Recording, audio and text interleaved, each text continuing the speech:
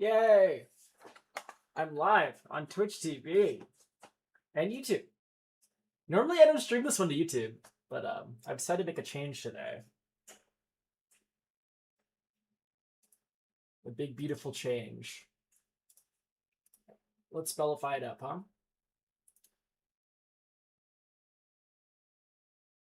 Legendary enchantment artifact. So this is the Bidon of Thassa. That's the easiest one on Earth.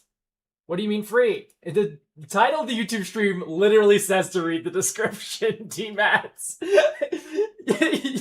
You can hop right into the description at any moment.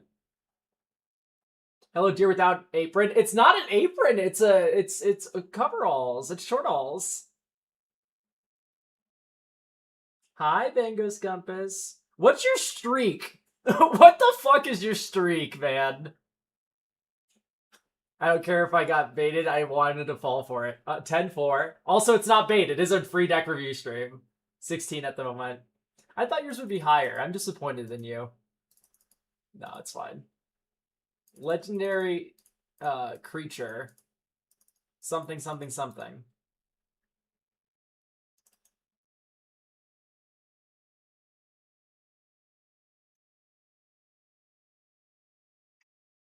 You broke it with one of your music streams I missed, and I've not forgiven you. I'm sorry that I stream. The streaks is such an evil fucking mechanic they've added to this fucking website. So how do we submit again for this? So when we get around to the free deck review stuff, what we're going to do is we will have a channel point thing open, and you'll just link it right in the description, and we'll roll with that. All right, we'll just do it live. Yeah, be here for the music next time, pal. Can I get a loan of 20k points? I'll start a prediction and no one else but Thunder vote in it, and then I'll choose Thunder to be the winner, and then we can transmute some points that way. So I do have a deck review to do for a particular Brazilian fellow. Oh, by the way, done the deck reviews? They're sold out. They just sold out now, so there's only Tuesday slots left. Splendiferific. I love my life. I love stressing myself out all the time. I'm always like, oh my god, are they going to sell it this week? Does everyone hate me this week finally? Have we finally reached the peak? And it's always no. Oh, they always sell out. If anything, that's telling me that prices maybe should rise. Especially since I'm planning on restructuring the deck reviews a little bit. I have some ideas on how to make it a little bit more interesting. I don't think Elk has ever gambled. I have. I was at Vegas Christmas Day and I won $7 grand. It was literally on one of like the shitty Keno machines. On the points. I see. I have gambled on points before. I'm trying to remember what channel it was in, but I did gamble on points before. That is something that I have undertaken in my life. On some channel.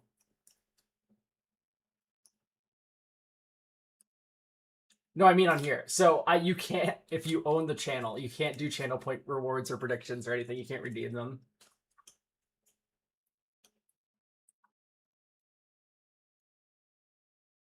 What's your favorite Yuri Elk? I only read Yaoi. I don't like it when women touch each other. No, probably Dungeon Meshi.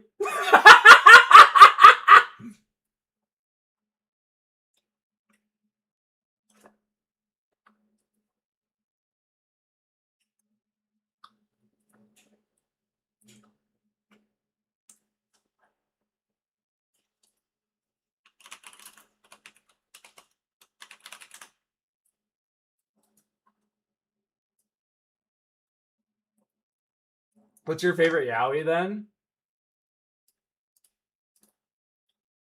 What? I actually don't read Yaoi. I don't know what you're talking about.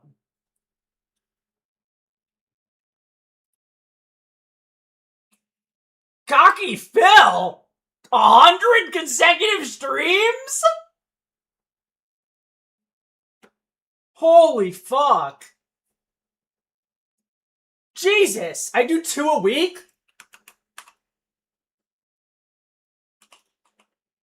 How do I do math? You've been here 50 weeks in a row? You've almost been here for a year of streams, back to back to back. Fucking Yuri Beast also has like 1 billion. Anyway, sorry. There's a beautiful Brazilian pal who DM'd me and was like, "Yo, Elk, $50 is my entire paycheck," and I'm like, "Yo, yeah, I can work with you." So I currency converted it down to 10, for this pal. And yeah, we're gonna do that deck review today, and then we're going to get into the free deck reviews after that once Mauled is more ready. So I want to give this person kind of the real experience here with the deck review, where it's just me, and then the free deck reviews. Last time we had Quips and Guac on. This time we have Mauled on. I think I'm just always gonna invite like a friend to like do the free deck reviews with, to keep me sane. I'm a 12 deck a week boy. I cannot do more than that. I'm toast. My streak got ruined half a year ago. Also, oh, that's some good. Yeah, we can confirm. Invite Trinket so you two can argue over picks. Oh my god, if I had Trinket on, I think I'd have a headache. We have such different ways of building decks, me and that guy. I love Con, to be clear. Exclamation point coffee. Mods! Get that guy a link. You think I have bots on this channel? We have an Iron Man deck today from AnyRock, aka David. We'll be present at the stream. If it's not on a weekend, probably will be on. All right. What's your deck's game plan and history with it? I fell in love with Simulacrum Synthesizer the first time I saw it. I've tried to build something with it for some time now. And when the Iron Man Secret Lair got spoiled, the idea of Iron Man Army popped up. I guess nothing original, but I do love to see it when the Iron Man creates his army. Anything goes. Try to keep the price about the same. What is the problem you're trying to remedy or fix? The deck is trying to rush to Simulacrum Synthesizer. For this, I packed many 2-drop artifacts that ramp and have ways to fodder for Iron Man to go get the Simulacrum Synthesizer with. If anything, I'm a little... this is probably enough 2-drops. That's probably fine. But keep in mind that the Simulacrum Synthesizer does work specifically with artifacts entering that are mana value 3 or greater. So we do have to be a little bit careful about overloading on cheap artifacts, because we want expensive artifacts that trigger the synthesizer, right? I feel like I run out of steam and card flow in your artifacts deck. We can work on this. We can certainly work on this. Iron Man can change 2 to 3. Yes. Okay. Yes, chat.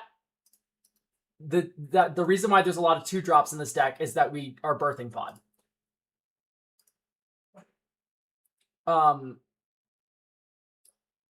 For me, I think the new Hobbit card, Set Hob, would be really good for this deck, right? Because, yeah, whenever an artifact you control enters, draw a card. Simulacrum Synthesizer would mean that, hey, David. Yeah, we literally just started. I think Fateful Discovery is what you want. I think you like this more than Joyra, because you have a lot of tokens entering, which is intriguing.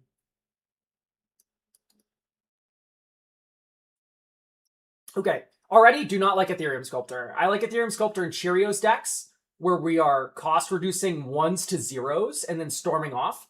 That is not this deck. Like, is it worthless? No. It's just that there's hundreds of cards that are correct for a commander deck, and we gotta make room somewhere. I like the Engineering Welder. Mirror Retriever, sure. Although, I would like this more if we were doing... Yeah, I'm going to cut the Mirror Retriever here, because I only really like these cards in the context of KCI. I would much rather, yeah, just Buried Ruin. Like, we have so many options for protecting our artifacts and stuff that I don't really care about recurring them when we already have such good recursion. Right? Why settle off for those one-off ones when we can have these engines here? I do like Slowbat a lot. Slowbat is really cool. Okay, good. We have Phyrexian Metamorph. Do we have Sculpting Steel? Yes, we do have Sculpting Steel. Okay. We're working. I'm pretty fond of all of these cards. These are all great inclusions. These here on the left, Mwah! Perfect. Chef kiss. Chef's kiss. Blah, blah, blah, blah, blah.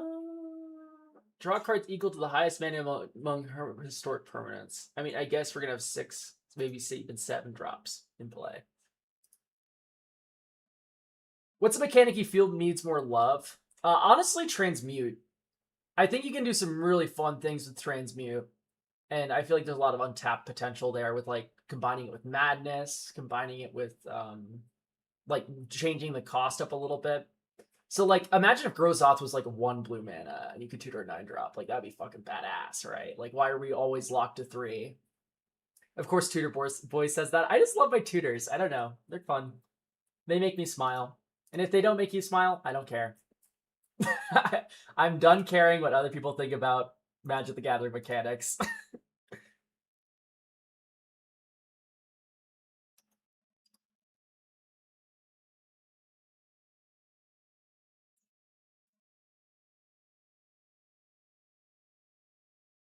I'm playing cards against you that just prevent library searching. Yeah, that's fine. Cool. One of my favorite cards is Ava Mind Sensor. Based. Awesome.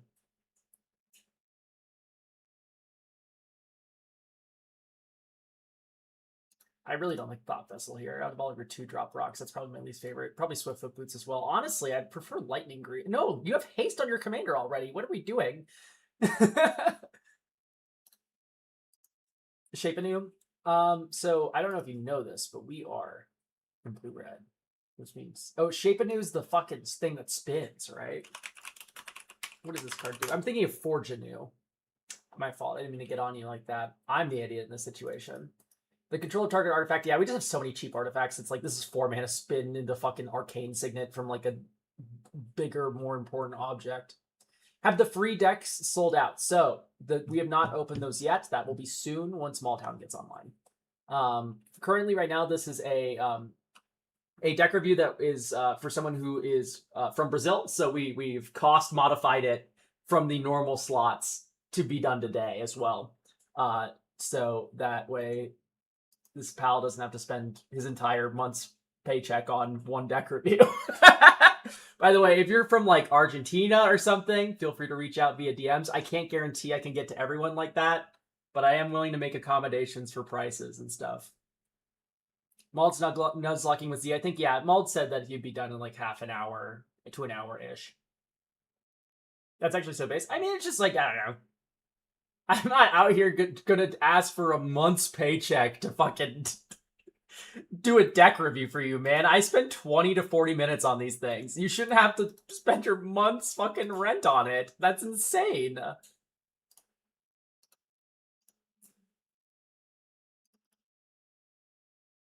Yeah, I just wish I could do it through coffee, like inherently. I wish that was just part of the system, but sadly it's not. So once again, DM me on Discord if you want something like that. Once again, cannot promise I'm gonna get to everyone. I really can't do everyone that needs it, but I'm happy to do it for the ones that I can do it for. Okay, so I am a little dubious about Traverse Eternity. I think we want to spam cast a bunch of different artifacts and not really just focus on big, tall ones. Dispel is some CDH shit. Like, we don't need it here. This is probably, like, a little much in the counter magic department. I'd rather have something more flexible, even if it's slightly more expensive.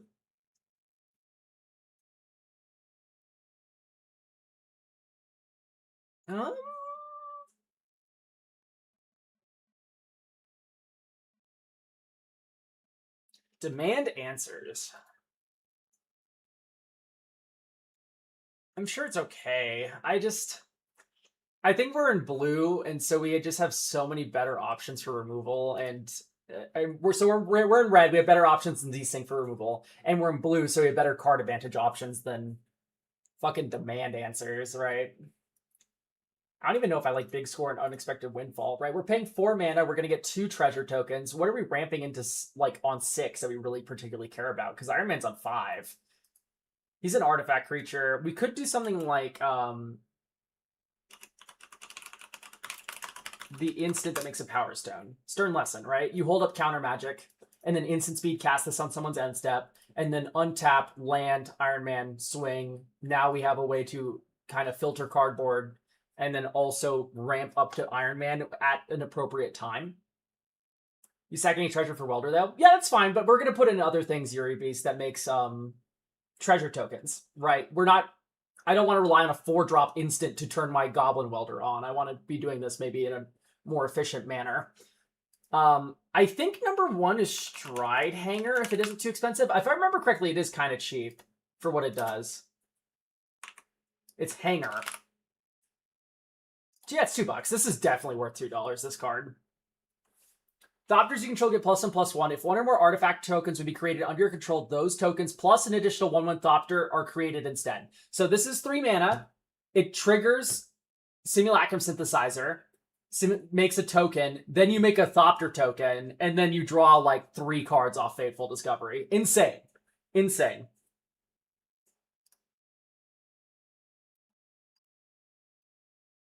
I am tempted to put a Drift of Phantasms in here, but I think with the Commander tutoring, it's probably just fine.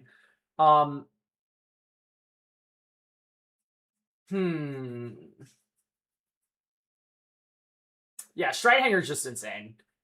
We already run a lot of 3-drops. I'm kind of tempted to like go, because we have Trophy Mage. We could do like a step through to get this thing. Just a thought. The tutor package can feel too much at times, TBH. Your commander is a tutor. I do need to emphasize. So this is kind of, if you don't really like tutors, you've kind of shot your dick off in this situation.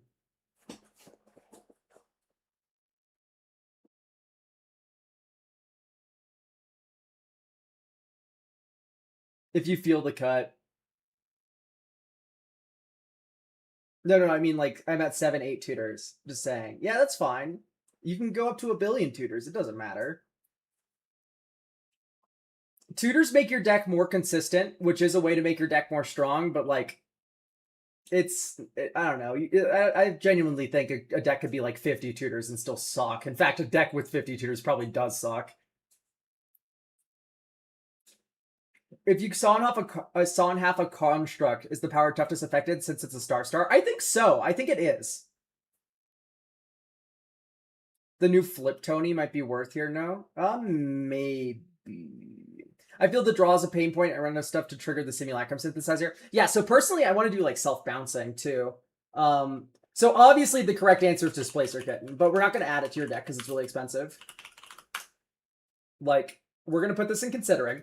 Because this is, you cast a non-creature spell, you flicker a different artifact, it comes back immediately. Oh, look at that, you flickered a non-creature artifact and it re-entered. Now you get a Simulacrum Synthesizer trigger. Oh my god. So you just like flicker all your artifacts that are 3 mana or more. What we could do is Archaeomancer, Ghostly Flicker.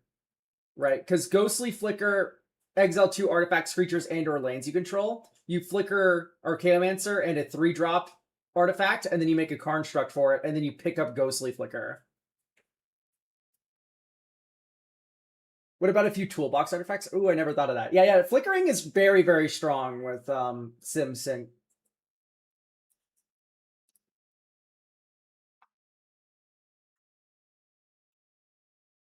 But Ghostly Flicker is also a budget way to go about this. If you're fine with combos, here's where we probably introduce a Peregrine Drake to the mix, but honestly, I think it's fine. I don't think we need to go infinite to make this deck work. I think I would like to see a Mizzium Mortars. Just clear the way for the constructs to swing in. I think I'm a fan of that. And then also just early game, blow up something you don't control.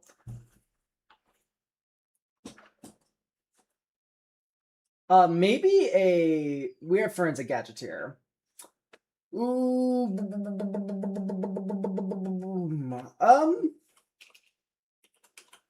Draw cards. What's the improvise? Let's look at some improvised card draw, I think, because there's a lot of options. Combustible Gearhulk Coveted Jewel duo. I don't want to put Coveted Jewel without Displacer Kitten. And I don't want to put Displacer Kitten because it's a lot of money. So That's kind of a 1-2 punch there. I do like Metallic Rebuke. I do like Reverse Engineer. Universal Surveillance is really cool. Tap X artifacts and then draw X cards. Yum. You could always just like stock up too, by the way. Like stock up is not a bad card. It's not evil to put this in your deck.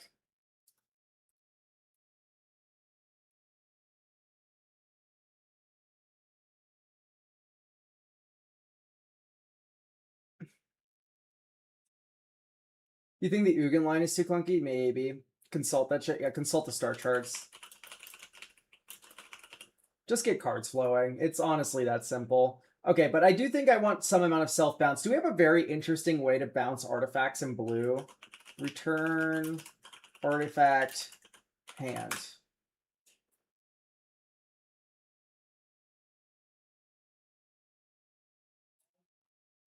And I'm talking repeatedly. Master Transmuter. I guess that one's just slow. Paradoxical Outcome. Paradoxical Outcome wants to return cheap shit, though. And it is also, of course, one-off.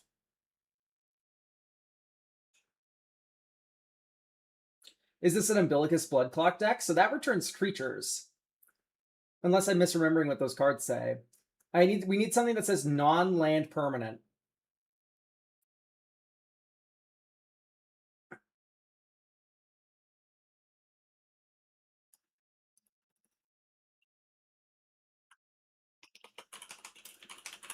Blood Clock. That player returns a permanent they control to its owner's hand unless they pay 2 life. Yeah, okay. We could do Blood Clock stuff.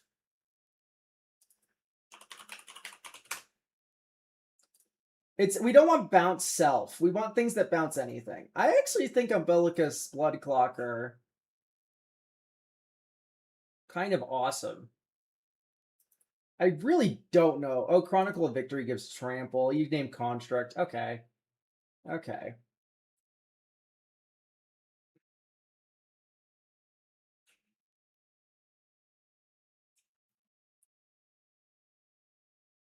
Wow, we don't run Liquid Metal Torque?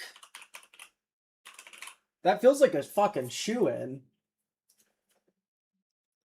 Mana Rock that ramps you. Keep in mind, you're running fucking Mind Stone. Not Mind Stone, sorry. Mind Stone's fine. You're running the brain one that keeps your hand size. Thought Vessel. And then out here is Liquid Metal Torque that turns your artifact removal into any permanent removal.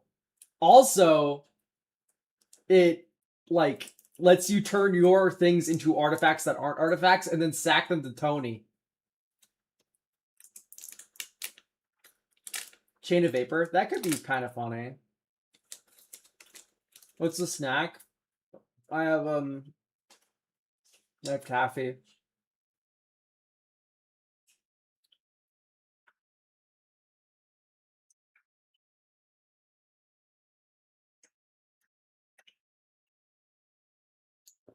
Saltwater taffy? I don't know. I just get all the sour stuff from Rocket Fizz and shove it in a bag.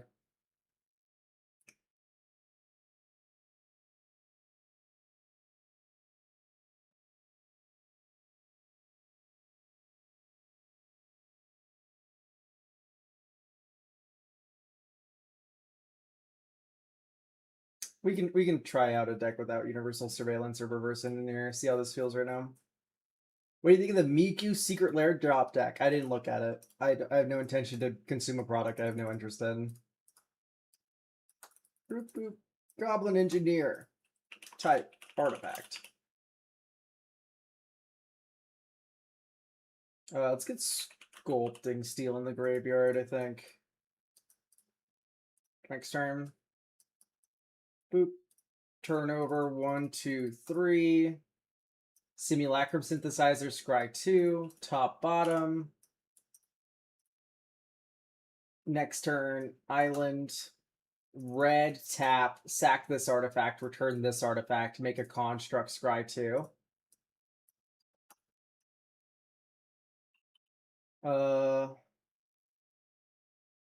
Bottom, top.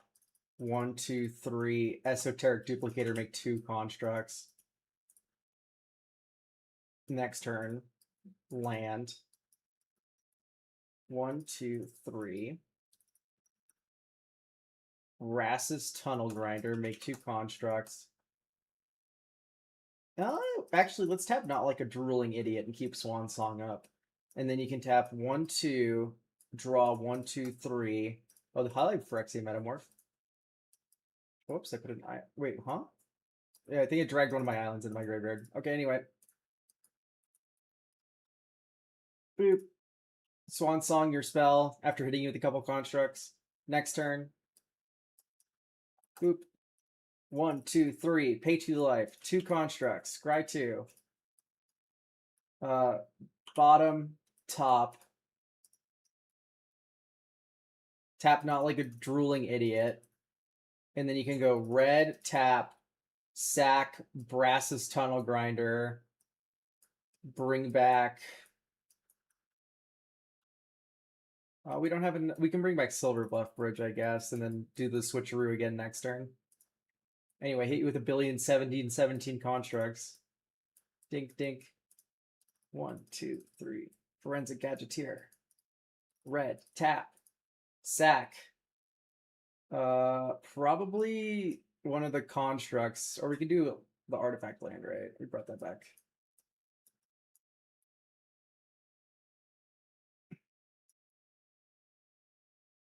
Rass's Tunnel Grinder. Make 3 constructs. I don't know, this feels pretty good. I always thought it's surveilled too. It's Scry. Draft is an option. Tad clunky. Draft is not clunky. Draft is really good. I agree.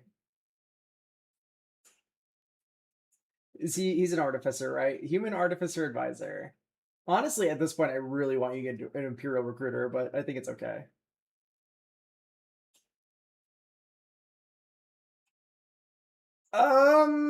I think maybe Fabricate's too slow. It's certainly fine. I just like the instant speed one we got already. I like the one that comes with a body. It's like, I don't know.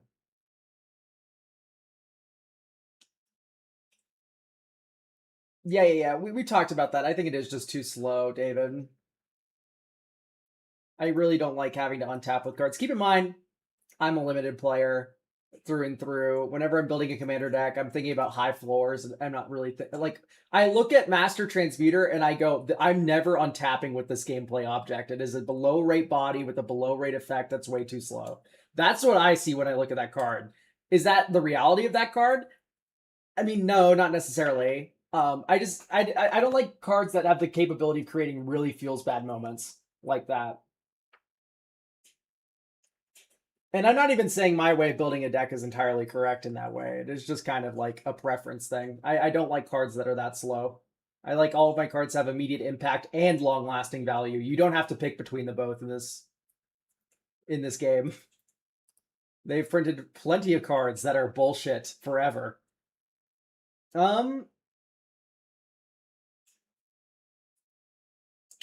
We can do like Phyrexia's Core. I think I like an idea of like a sacrifice outlet for artifacts on a land, just to get things in the graveyard and moving a little bit. Especially for those goblin lines. Goblin D's, as they say. Where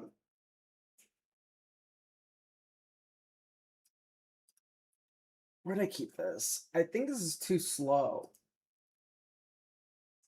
Do you like the artifact cost reducers? I've explained this already, but I don't like artifact cost reducers unless we're going full Cheerios. You need to have a bunch of 1-drops in your deck that you want to make zeros. Or clones. You can clone them and like make all of your 3-drops into 0-drops. Fuck it. Go ball. But for me, I don't like them as ramp options in these decks any more than I would like a Mana Rock. Because Mana Rocks, like, unless you're getting the cost reduction like 3-4 times in a turn, which this deck isn't going to be doing. It's maybe going to get like 2-3 max in one turn. I don't know. I can grab a KCI if that does anything. It would, but it would become a combo deck, and I don't know if that's the same dynamic that you're kind of searching for with the Simulacrum Synthesizer stuff. So I don't think I necessarily believe in that. There just has to be something better than Blood Clock and Umbilicus. I refuse to believe this is true. Exile, artifact, return. Why are you Elk? I don't know, dog. Why are you Wickolius in YouTube? You ever ponder that one? Exile X target artifacts and or creatures, dude. Hide on the ceiling's broken. And this protects your shit because it comes back on the end step. They fare well and you go, nope. Oh, wow. Yum.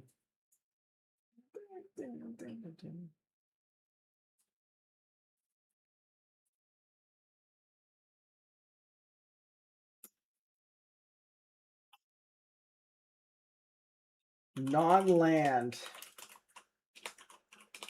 Permanent.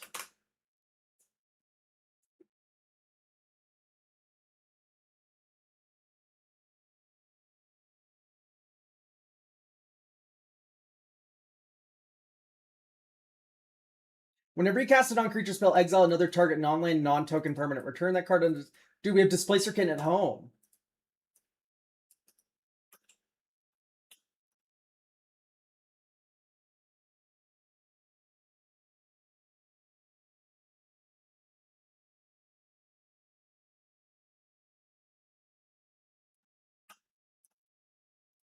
Draw.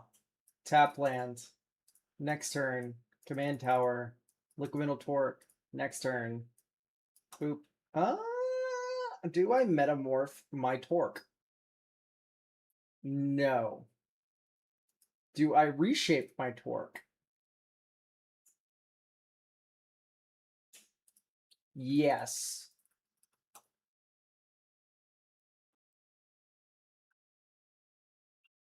Soul Ring. In fact, what you could do is tap Torque, make a mountain. No, you can't make mountain into land. Oh, it's non-land permanent. My heart. My heart breaks. So I guess you do this. Okay, cool. That's fine. Oh, but now we don't have a 2-drop artifact. This is terrible. Terrible, terrible. I hate skipping my turn. I don't know what we're doing in Hexbait Roll Breaker. It's cute. Oh, I guess you get it. Whenever Iron Man attacks, create a treasure token. Then you may sacrifice an... This guy spoon feeds you. Why do we have the 4-drop instants in the deck that make treasure tokens? What? He makes you a treasure token already. Aya Mandem. Thank you for the sub. That's crazy. This card's stupid. Draw, I'm bad, sorry. No. I'm not shitting on you at all. Not in the slightest. It's fine.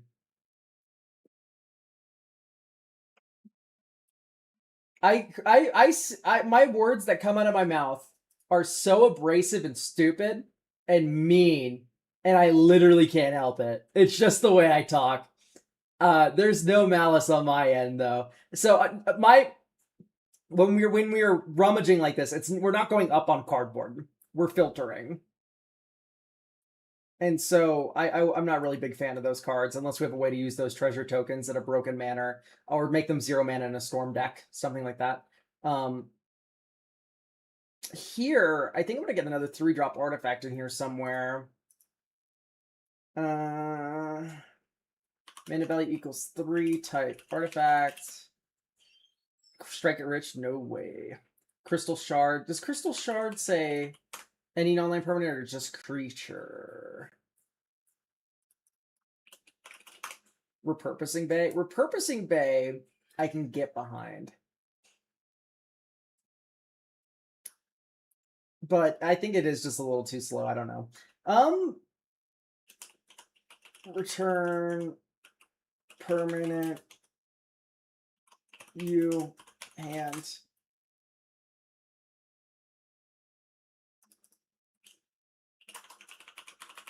Type permanent is permanent.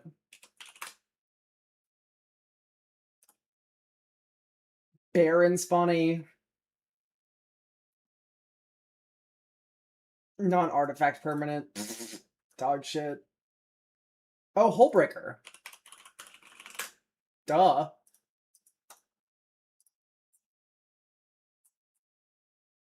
Thought Odell is funny. No. Sure. Only colorless lands, but that's okay. That's what rocks are for.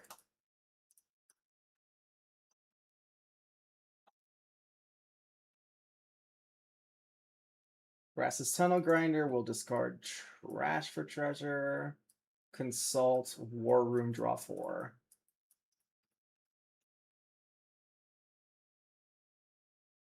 Next turn, Island 1, 2, 3, 4, 5. Iron Man, swing, sack. Let's do it like this. Sack. Get Simulacrum Synthesizer. Scry 2. Bottom. And then we could have actually cast Izzet Signet here too. Okay, great. So this turn, you go 1, 2, 3. Hang on. Combat. Swing with Iron Man. Sack Izzet Signet. Sculpting Steel. We now have 2 Simulacrum Synthesizers, and we have 1 Construct. We now scry 2. Bottom. 1, 2, 3. Ghostly Flicker. Iron Man, Brass's Tunnel Grinder. We make 4 constructs. 1, 2, 3, 4. And then we get to discard any number of cards. 1, 2. Draw that many plus 1. 1, 2, 3. Add a counter. 1, 2. Mind Stone. Pass.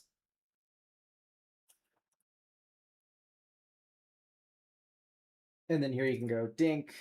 Or like you could tap in a way that holds up. Like an offer you can't refuse or whatever. Or you can just crack Mind Stone. And then next turn, Mountain. 2, 3, 4, 5, 6, 7. So we could flash in Hullbreaker Horror. Swing everything. Sack Brass's Tunnel Grinder. Mana value 4.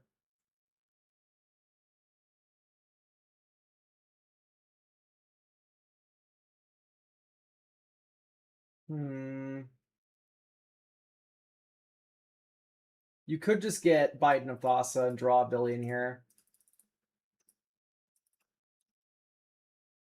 Why does your mic sound like that? Oh shit, is it using the wrong microphone? Ba ba ba ba ba. Oh my god, I've been using the wrong mic this entire time, guys. Why didn't you say anything?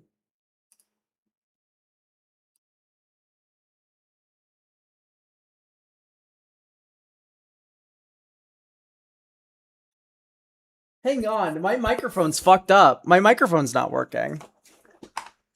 Ah ba ba ba ba. Hello? It is using the wrong one still.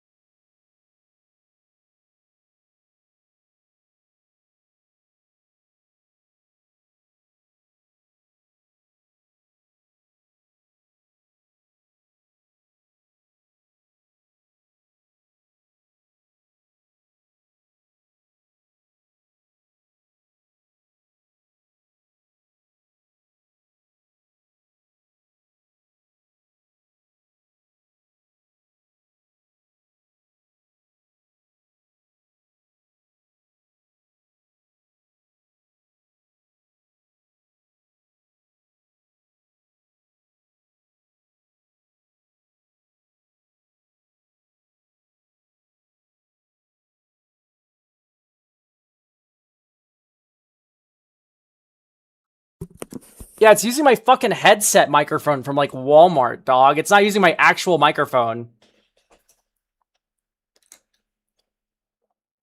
Okay, hang on. I'm just gonna replug in this microphone.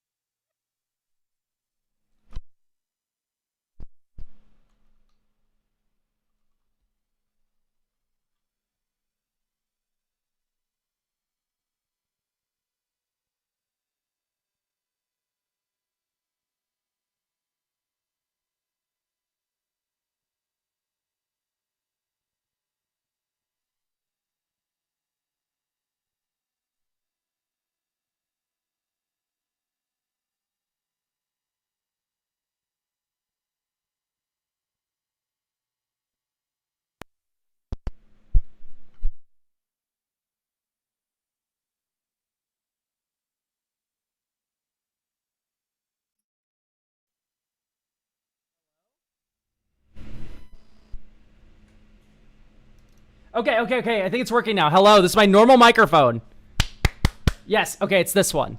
Why did that break? I literally don't understand. Okay, thank you all for bearing with me while that was happening. Somehow we have more viewers after the technical difficulties than before.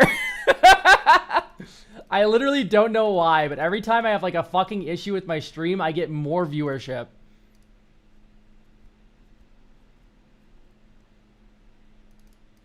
Anyway, this is feeling awesome.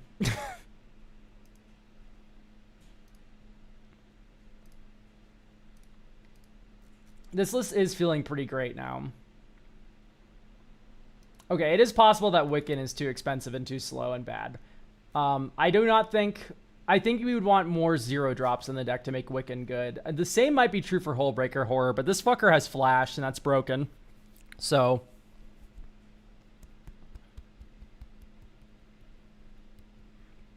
Elk, any good Rex for fun artifact? Is it commanders? Well, Lemon Splot.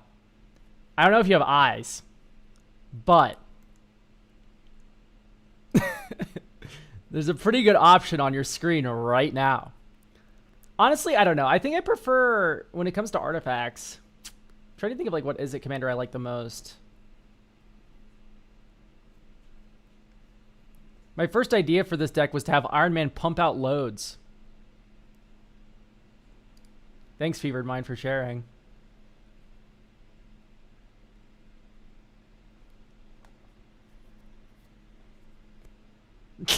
Oh my god. I'm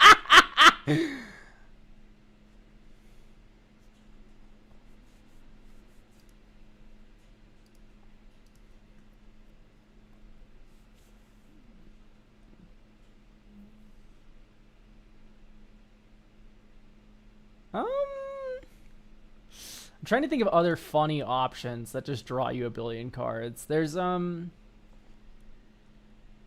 you could do Paradoxical Outcome, but like honestly it's like so slow if you don't have a bunch of just like 0 drops. Ovika's my pick. Ovika is cool. Ovika likes free spells though. Ovika doesn't like actually spending 6 mana on a fucking thing. You could do the other, like, uncover the moon sigils or whatever. Set Hob. Non-creature. Uncover the moon letters.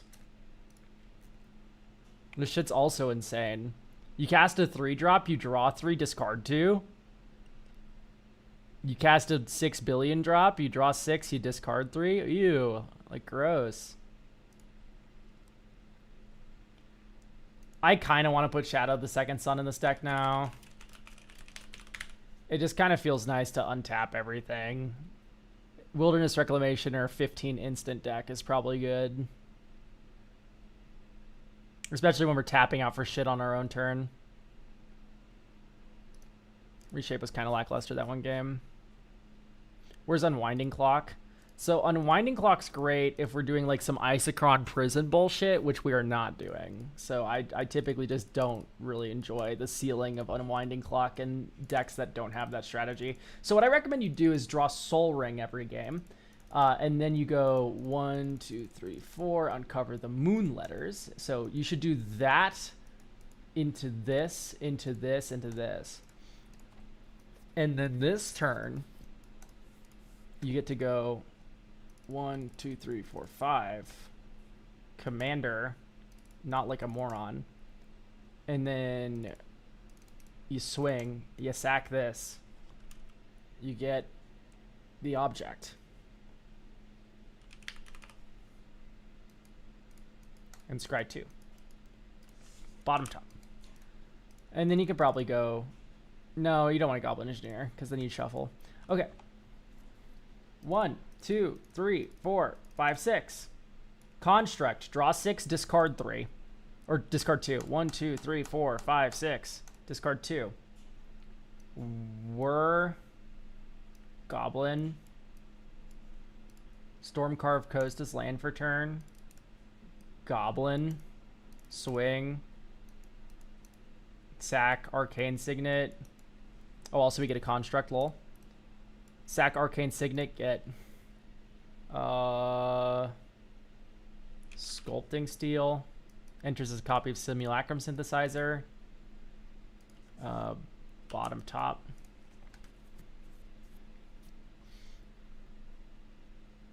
You get another construct for that next turn. Island. 1, 2, 3. Brass's Tunnel Grinder. Draw 3. Discard 2. Honestly, just get rid of the lands. And then you go... And then you enters, you get to discard any number. 1, 2, 3.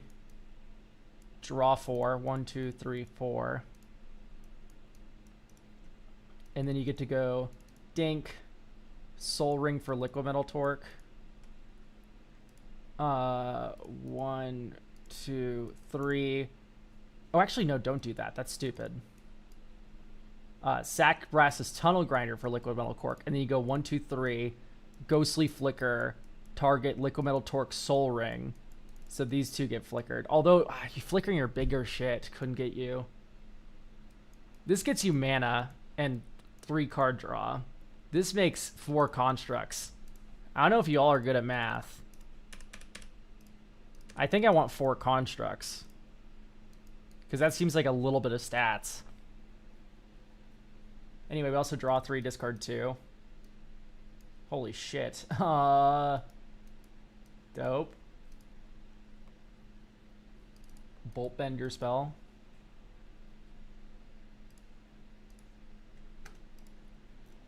Yeah, we put like 50 nasty little bugs on the board that turn. That's crazy. Yeah, Ghostly Flicker's like cracked. And then so, of course, is Hide on the Ceiling. Okay. We have Archaeomancer. We have Trophy Mage. Or those are only wizards?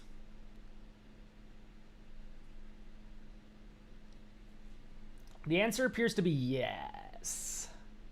Oh, by the way, Aya Mandem, thank you for the prime 16 minutes ago. I'm a bad streamer, and I did not notice. We could still put Step Through in, despite only have 2 wizards, because the 2 wizards we have are kind of fucking gas.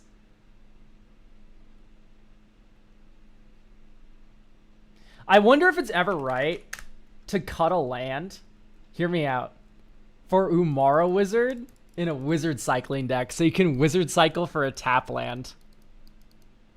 Is that ever correct?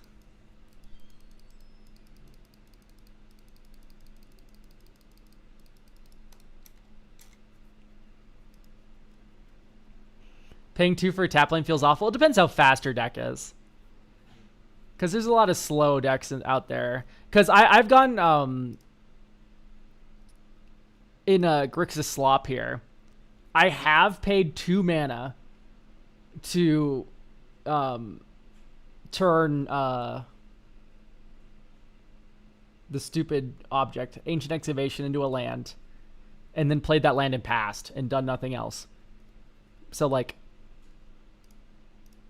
I don't know. It's kind of cool. Anyway.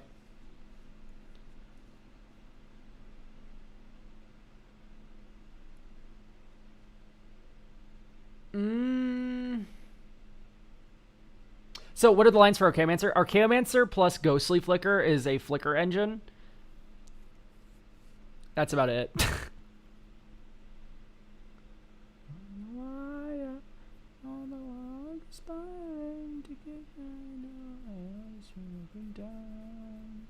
Okay, I think Trash for Treasures has not been the best. So, yeah, let's do step through. So you can step through for Archaeomancer. Archaeomancer can pick up step through. And then you can get Trophy Mage with the second step through. That's if you have a really slow game going. Either way, otherwise, this can grab either one of these, which is both very good. You get Archaeomancer if you have Ghostly Flicker in your graveyard. Simulacrum's highly targeted. Okay, great. You have Goblin Welder, Goblin Engineer, Slowbad, Emery, Padim, which gives Hexproof. You can clone it with Phyrexian Metamorph and Sculpting Steel. You have counter spells. Let's see what else we got going on here, because we have more. Or at least I thought we did. Anyway, long story short, you have a billion pieces of recursion. I wouldn't fucking worry about it that much. Probably Peter Parker's camera goes. Why are we winning more if we're constantly being targeted? I can't hear the music. Yeah, it's fine. Hey, Elk, I only come to stream for music, and I can't really quite hear it over you talking about the deck. Do you mind turning it up a little? I got you.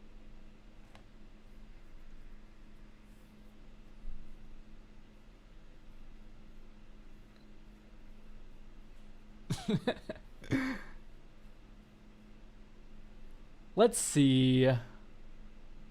When it comes to... Honestly, you can run Goblin Matron. You got Welder, Engineer, and Slowbad. Like, that's like a triple whammy if let's run a Goblin Tutor. You could also do... fucking... I was really crossfaded during your last music stream. I was too. What? Why do you think I go live in like the middle of the night? I am not sober.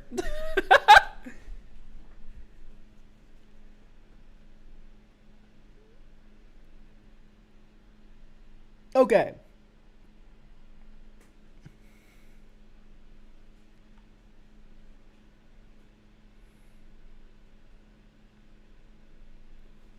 Yeah, Trash for Treasure for me is a cheating card and not really a protection card.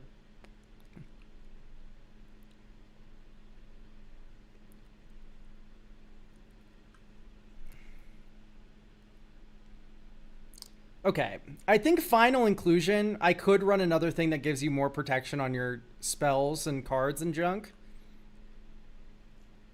I'm just trying to think that what that would look like, because there's a few options. I think there's a Sphinge that gives everything Shroud, right? Or is that in white? I think that's in white. The Metalcraft one that gives everything Hexproof.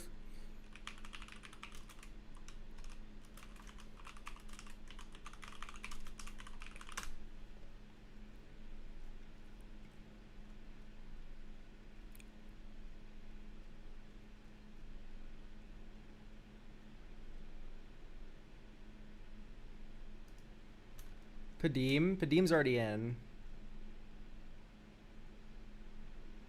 You could just do like Imperial Recruiter. There's a lot of cards that I can recruit.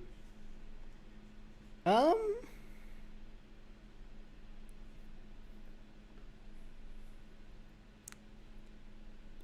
could just go Welding Jar. Synergy with Hullbreaker Horror. Regenerate target artifact. Synergy with Whir of Invention.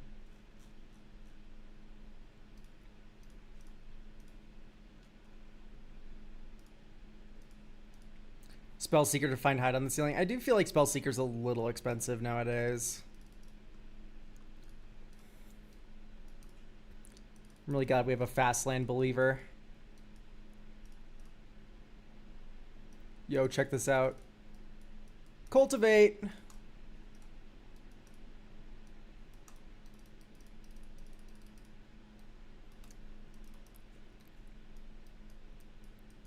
Make a treasure token. Then get a soul ring. You don't control an island. Oh, I guess. Here we go. Next turn.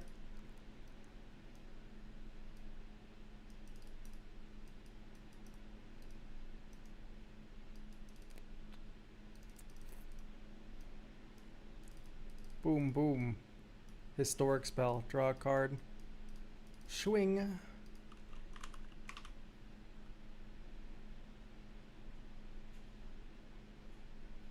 Okay, we don't have another mana value 1 thing, so. Crowd didn't really draw a card.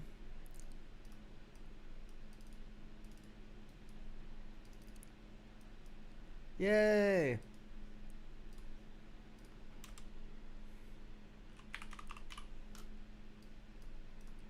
And then you could have gone 1, 2, 3, 4, 5 before that. And then drawn a card here. And then you have sack outlet, sack this, draw a card. Next turn. Oh, wait, this enters. No, it doesn't. 1, 2, 3, 4, 5, 6. Word of Invention. Sculpting Steel. Sculpting Steel draws you a card. Enters a copy of Simulacrum Synthesizer. Like, we got the wheels moving. I think this is set. Not Moxfield.com. Here's your deck. Links you to the Moxfield homepage.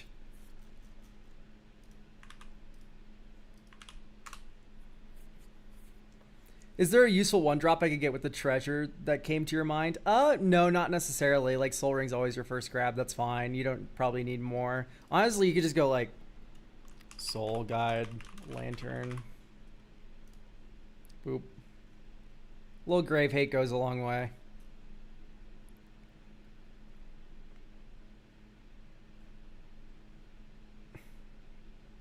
Honestly, I don't think you need Cyberdrive Awakener. I think this is good to go. Thank you for getting a deck review. I think we're set.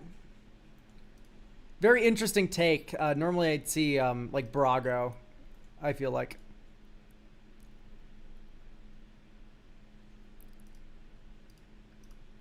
All right. So here's the rub, everyone. I think we're gonna wait a little while longer for Maldhound. He'll probably be like another 15 minutes or so. In fact, I'll DM him. In fact, I'll check his stream. See how deep in the lock he is. Yeah. They still gaming. So I'm gonna text Maldhound and go like, Os Mutantes in this live? No shit. Oh shit, that's right, you're Brazilian. Yeah, dog. I listen to Os Mutantes. That was not intentional.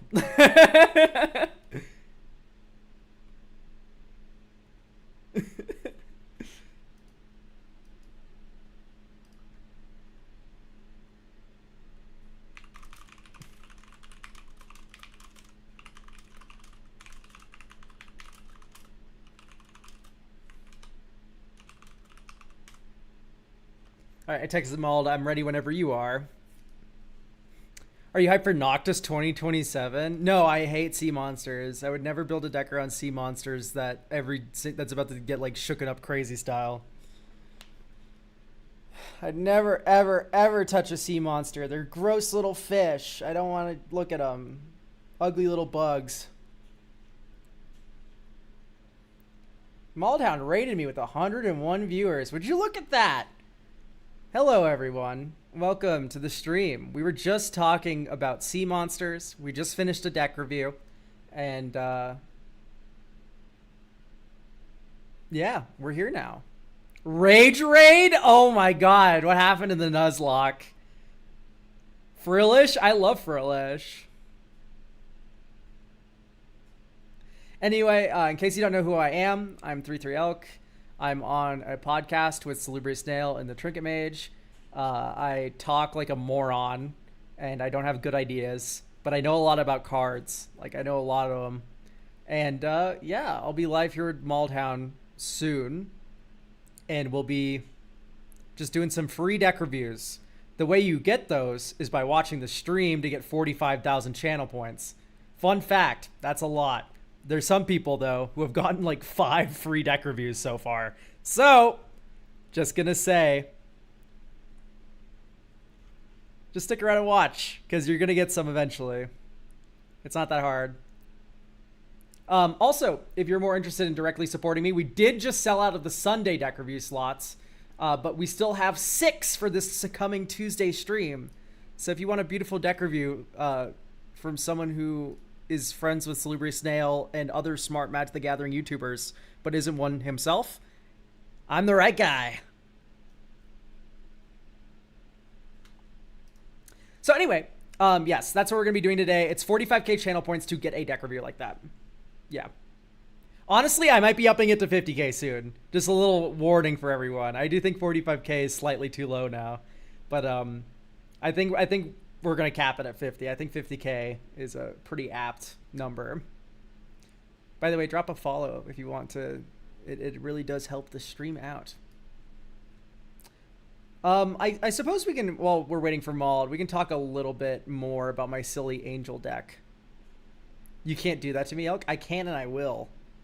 Do you have any advice on how to make a 4-color land base without it being super expensive? Yeah, okay, so you actually are spoiled for choice. In this gift section here, I made a deck for a friend. This is Slivers. And Analyze the Pollen, Bushwhack, Traverse the Uvenwald, and then a bunch of lands that are pain lands, right? So these all enter untapped. And we have just a bunch of cycling. Well, the tri lands don't, but I'm not running a lot of them. There's just like 3 that are of my main colors and then 1 Path of Ancestry. Like, yeah, you can also do Gates. Gates is a good option. There's a lot of ways to do multicolor lands that are very cheap and budget friendly and etc.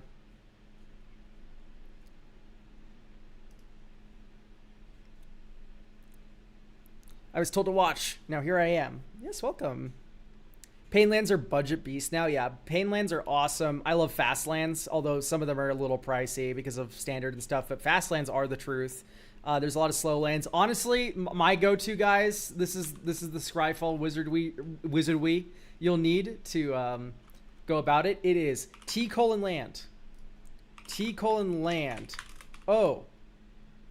Sort USD. ID equals 2.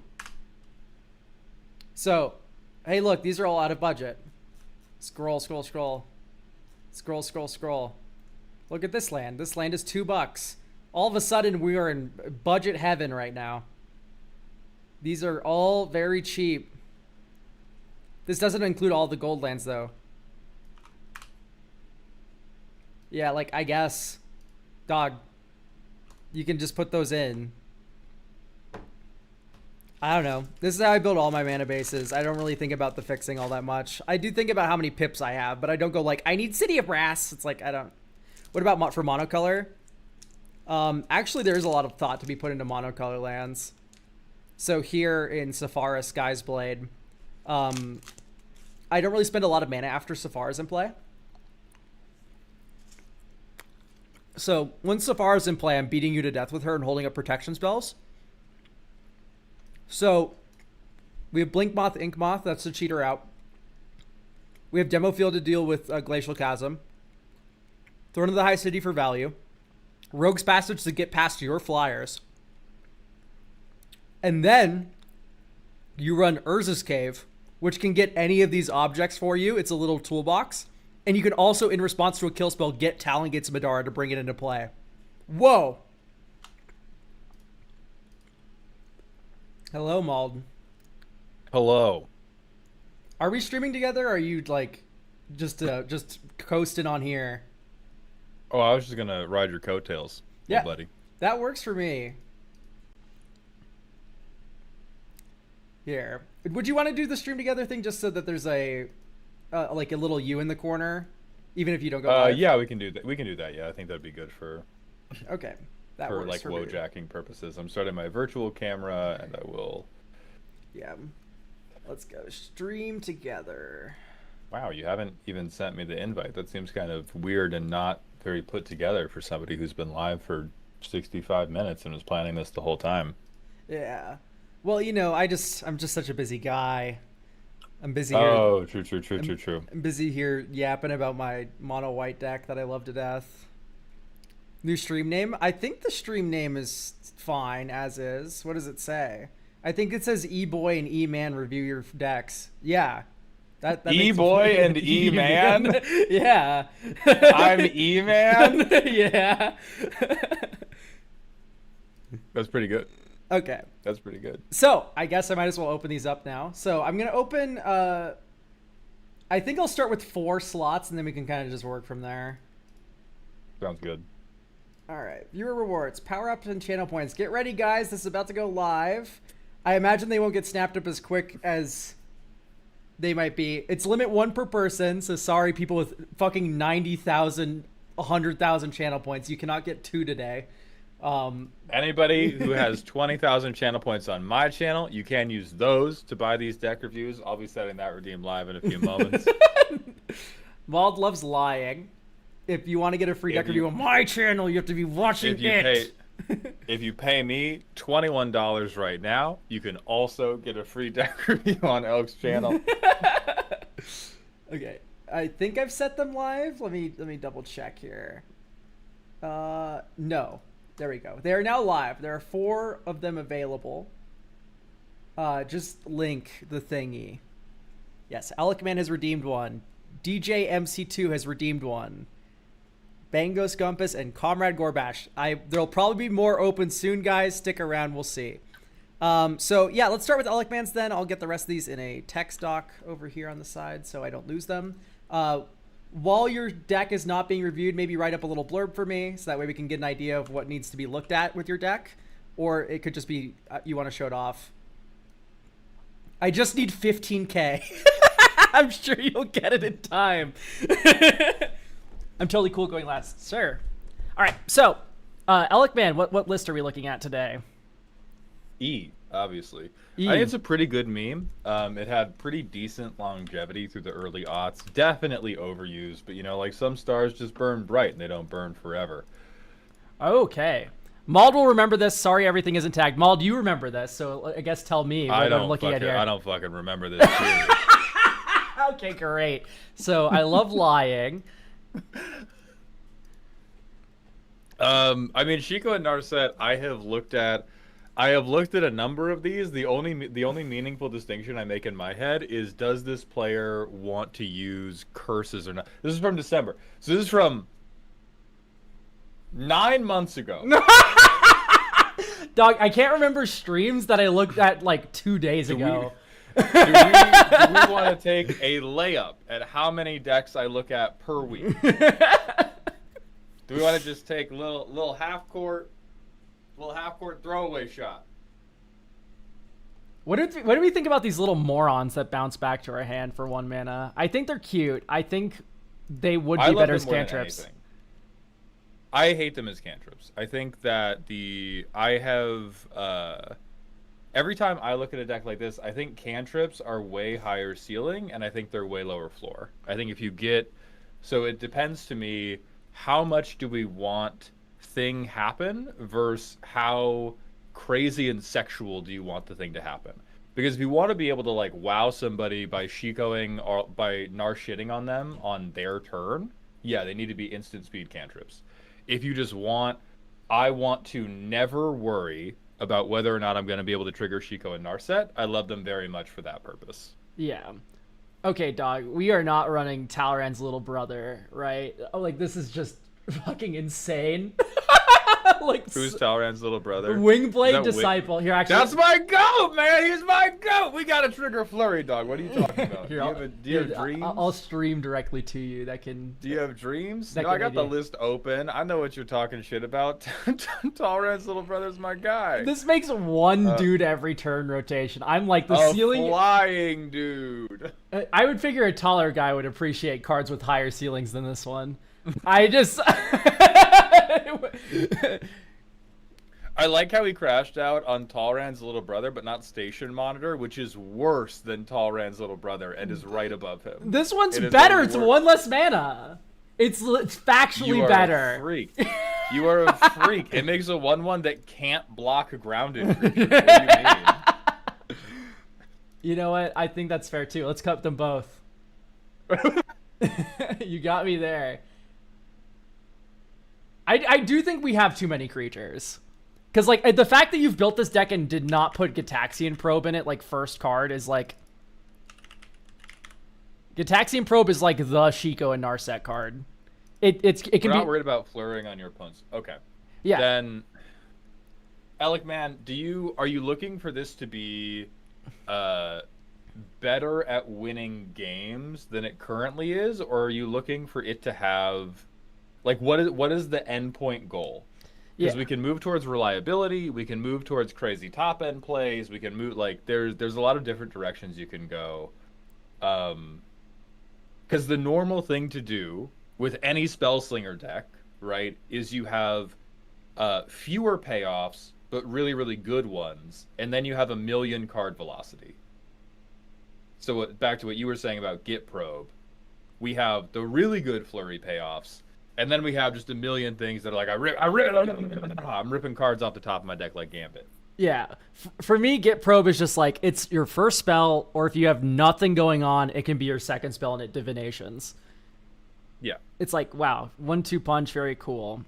I am trying to understand how we're winning the game here, because it looks like, okay, we have Aligned Heart, which if anything... Cosmic Grand Zenith. Yeah, Cosmic Grand Zenith's a good one. For me, it's like whenever I see, like, a bunch of objects like this, I want, like, whenever you cast a non-creature, do something. Like, where's, like, Monastery Mentor? I wish I could spell. I mean, we could just be gutter sniping, right? Where's my dog at? We could just be dealing damage. Yeah, I do like the go wide tokens theme. I just think we need token generators that, like, make tokens very reliably, and not like I get 1 token every turn if I jump through 5 hoops. It's 2 hoops, you piece of shit. Yeah, it's hoop number 1 and hoop number 2. I guess so. But yeah, Monastery Mentor would be better. Right, like, that's the problem with anything that says on your second spell, do something kind of cute. If it just did something kind of cute per spell... Yeah, exactly. Just, like, for each spell. I like Reinforced it's Ronin. instantaneously double better. Yeah, I do like Clarion Spirit the best if we're going to be talking about these cards that trigger on Flurry. Clarion Spirit is busted, broken, stupid. Happy to see Mishra's Urza's Bauble. Token generation. I'm going to, like... Oh, it's the urge to put curses in this deck pains me. I'm, like, afflicted by the Shiko Narset curse virus. Mm-hmm. Where I just, like, I crave it. Okay, there has to be whenever you cast a non-creature spell, create token. Behold.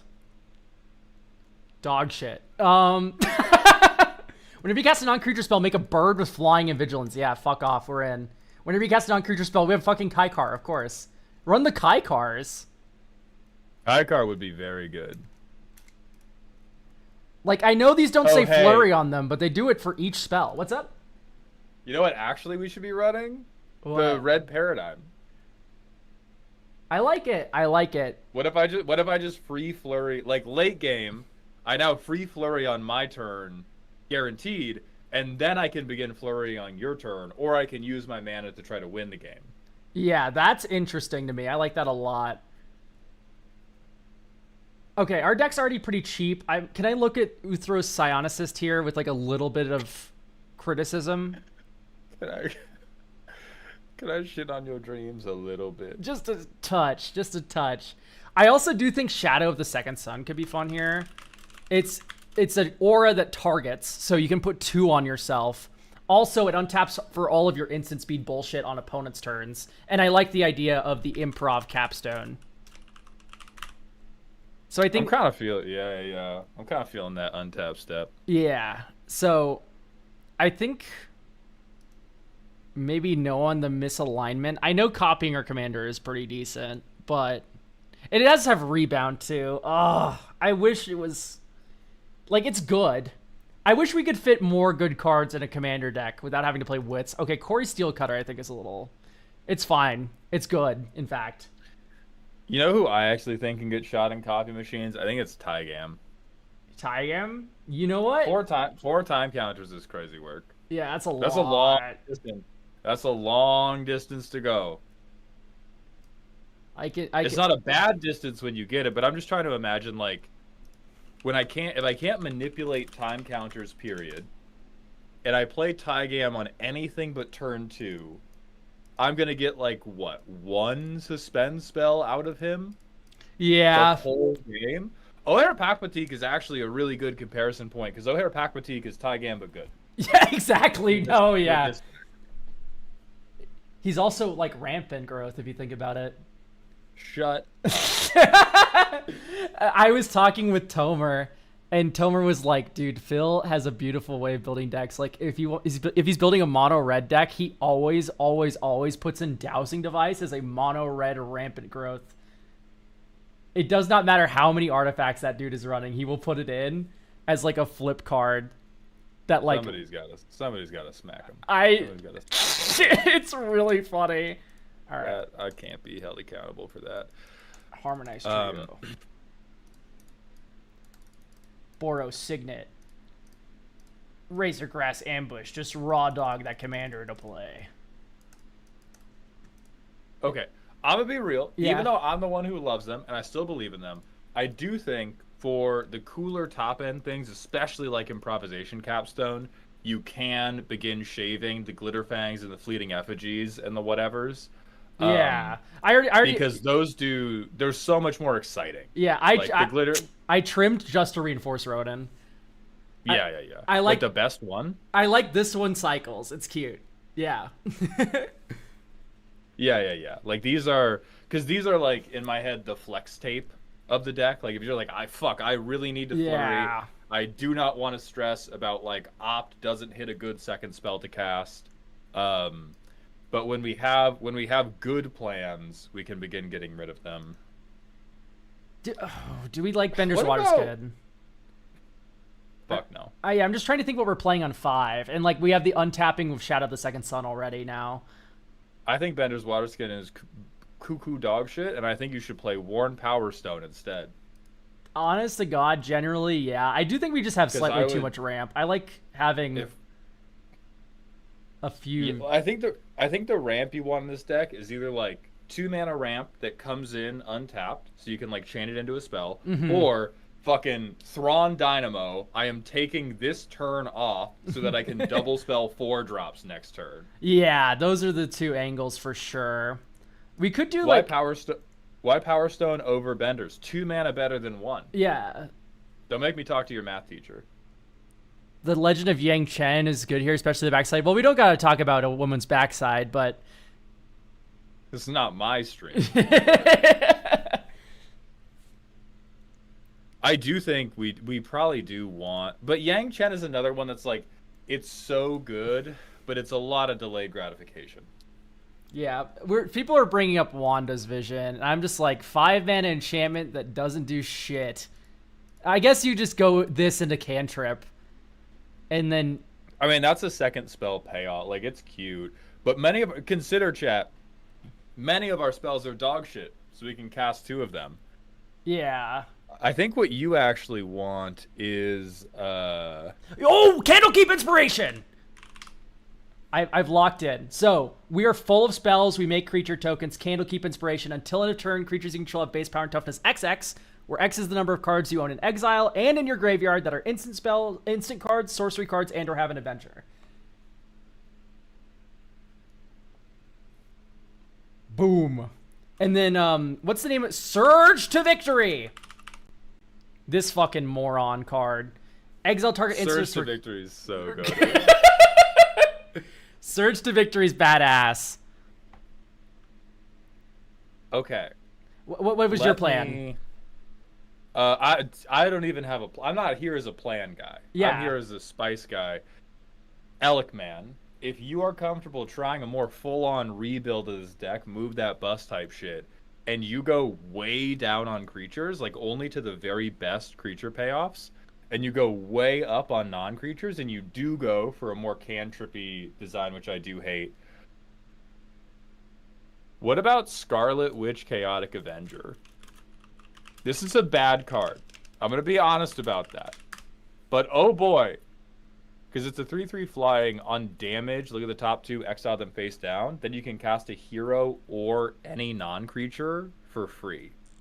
And so this would be another, like, you take turn 3 or turn 4 off to set this up. But then whether or not you're flurrying, if you have a really high non-creature, like the non-creature density has to be in a different situation than we're in right now. Because what do we have?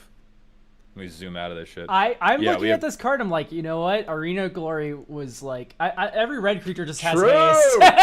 True! I'm really glad they Like- eroded them.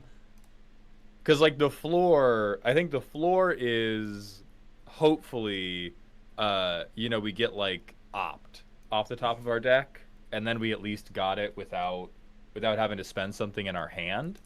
Yeah. And the ceiling is, like, I play Scarlet Witch, I hit Improvisation Capstone, and it's just hammers, hammers, hammers all game. But we need to have, like, 40 or 50 non-creature spells in the deck at that point. Yeah, it's up 'Cause I to think- you, Alec, man. I think I do like this card. I'm putting it in over the Like, I think Merfolk. it's fun. I think it's fun as fuck. I think it's way more fun than the glitter wasps and all that other shit that we did for the, like, responsibility edit. Yeah. How about Glamdring? I did read that as how about gooning. Yeah. I honestly, in my chat, it's a coin flip of what you're gonna get. Oh, we have Mark of Fury. Oh, that's actually super fun synergy with Scarlet Witch. Think about it. Haste enabler. Unstoppable Yeah, but it's plan. kind of a shitty. This is it's shit kind of from a an ass, Alec, man. I'm not gonna hold you. This shit sucks bad. We have Unwinding Clock at home. Blame Veggie? Yeah, that's because Veggie. So Veggie is warped by having to play with Nerd Girl, where if he does anything on his turn, he gets bullied, and he always has to have single target creature removal up to not die to lethal combat damage on all of Nerd Girl's turns. I do think you're better served. If I'm casting on your turn, it's because I did something big and stupid like Improvisation Capstone, and I just don't tap my shit anymore. Yeah, I think I'm also a little critical of Malcolm the Eyes here. I do think he's fine, but I don't think fine cuts it when we need more instants and sorceries. Honestly, Yeah. everything we have is so cheap too. I don't even know if I like Alisei and Alphanod combo. They're fine. They're very good cards, in fact. I just think we're like double pipping it up over here. We have like a I lot like of one. Alphanod. Alphanod's I like yeah, but hear me out. We have everything kind of cantrips a little bit. Also, we do have. Hang on, wait. I also don't really like Ledger Shredder all that much. Ledger Shredder is pretty great, but here I just it's fine. But think about it like this: we have Jorian already. We have Monastery or we have Lavinia, who's also a fucking Worn Power Stone. We have Stella Lee, Kaikar, who can flicker, but we don't really have ETBs, and we have Scarlet Witch, who's also an advantage engine. So I'm just saying our advantage engines are kind of already there. You named 5 cards. Yeah, What grade did you get in AP Statistics in high school? Statistics was my highest grade in. That's the math credit I took in college. B-. Amazing. Yeah, exactly. B's get degrees, Malt. But That's true. Yeah. but like That- also we have Capstone. Also we have like, I don't know. I want a Lorien in this deck. Lorien revealed Yeah, island cycle it, and then later you surge to victory it out of your graveyard. Ugh, gross. And also our commander is a value engine. Like our commander draw a card. That's true. That's true. We also got Storm of Saruman, Shadow of the Second Sun. Making tokens is advantage too. It's like we're gonna run out of spells if we don't put a bunch of like consult the star chart, sure, but I do think the cantrip heavy version's a little spicy. Consider opt, brainstorm, thought scour targets, which I think is not nothing. Because this gets copied, and then you mill 4 and draw 2. Power. You mill the Scarlet Witch. Concede. Then you can do dig through time. Oh, my big smile on my face. Oh, Treasure Cruise! Yeah, Treasure Cruise! Treasure Cruise is probably actually worth running too. I normally don't put these two together all that frequently because delve cards cannibalize each other, but honestly, more big drops in the graveyard for the Surge to Victory is making me drool. I am staring at Rewind and Unwind, and Yeah. I'm tense about it. I- tense about it. Can I be honest? I just really don't like these cards in general. You know what? You know what I would accept for if you have these cards in the deck, Alec Man? Just be about your business and run High Fate Trickster. Run one copy of a Flash Enabler and be like, sometimes this is gonna become a Flurry on your turn deck, but only if I can play at Flash speed. And I don't think I would be trying to do it with like, I have to counterspell with an opt in my hand, and the payoff is I copy opt. Honestly, High Phase is one of my favorite Flash enablers because in a blue-red, even white deck like this, you get a step through.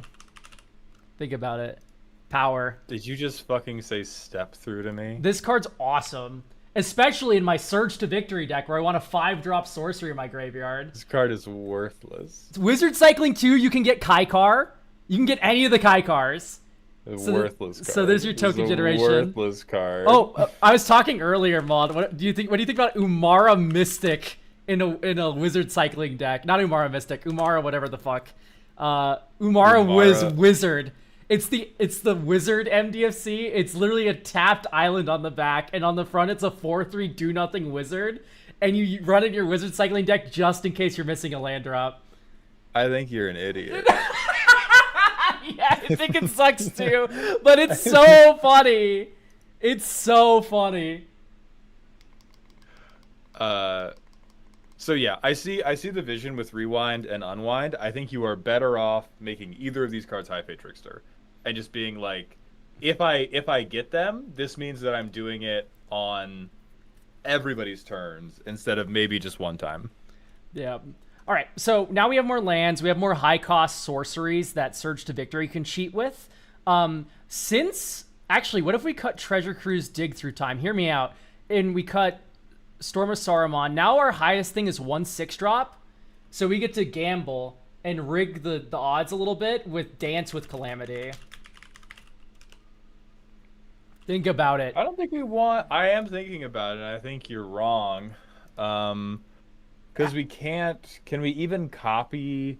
But yeah, we can't copy it with Shiko and Narset. We're going to get way more spells than... But Surge to we don't have Victory enough per spell. Okay, for Surge to Victory exclusively, yeah. We can't... You know what? Yeah, hold that. Surge to Victory deck. I'm sorry. Yeah, my fault.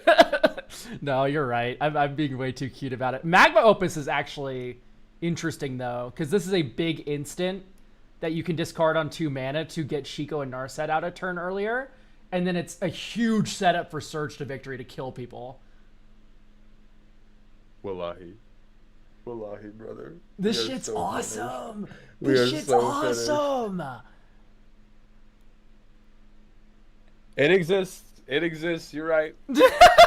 I run it in Cormella for that exact reason. Oh, yeah. You have a fucking dork in the command zone. Okay, Dig Through Time can come back in. Tell that to Maul. It was the first thing he told me to cut. I think it's cute, but keep in mind Maul didn't have the context of Surge to Victory. That's true. I didn't.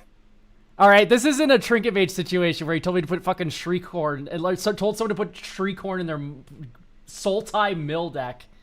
That still blows me away. That guy has Artifact Brain Rot. That was me too. Alec, man. Just come to me, bud. I got you. Okay. One more card.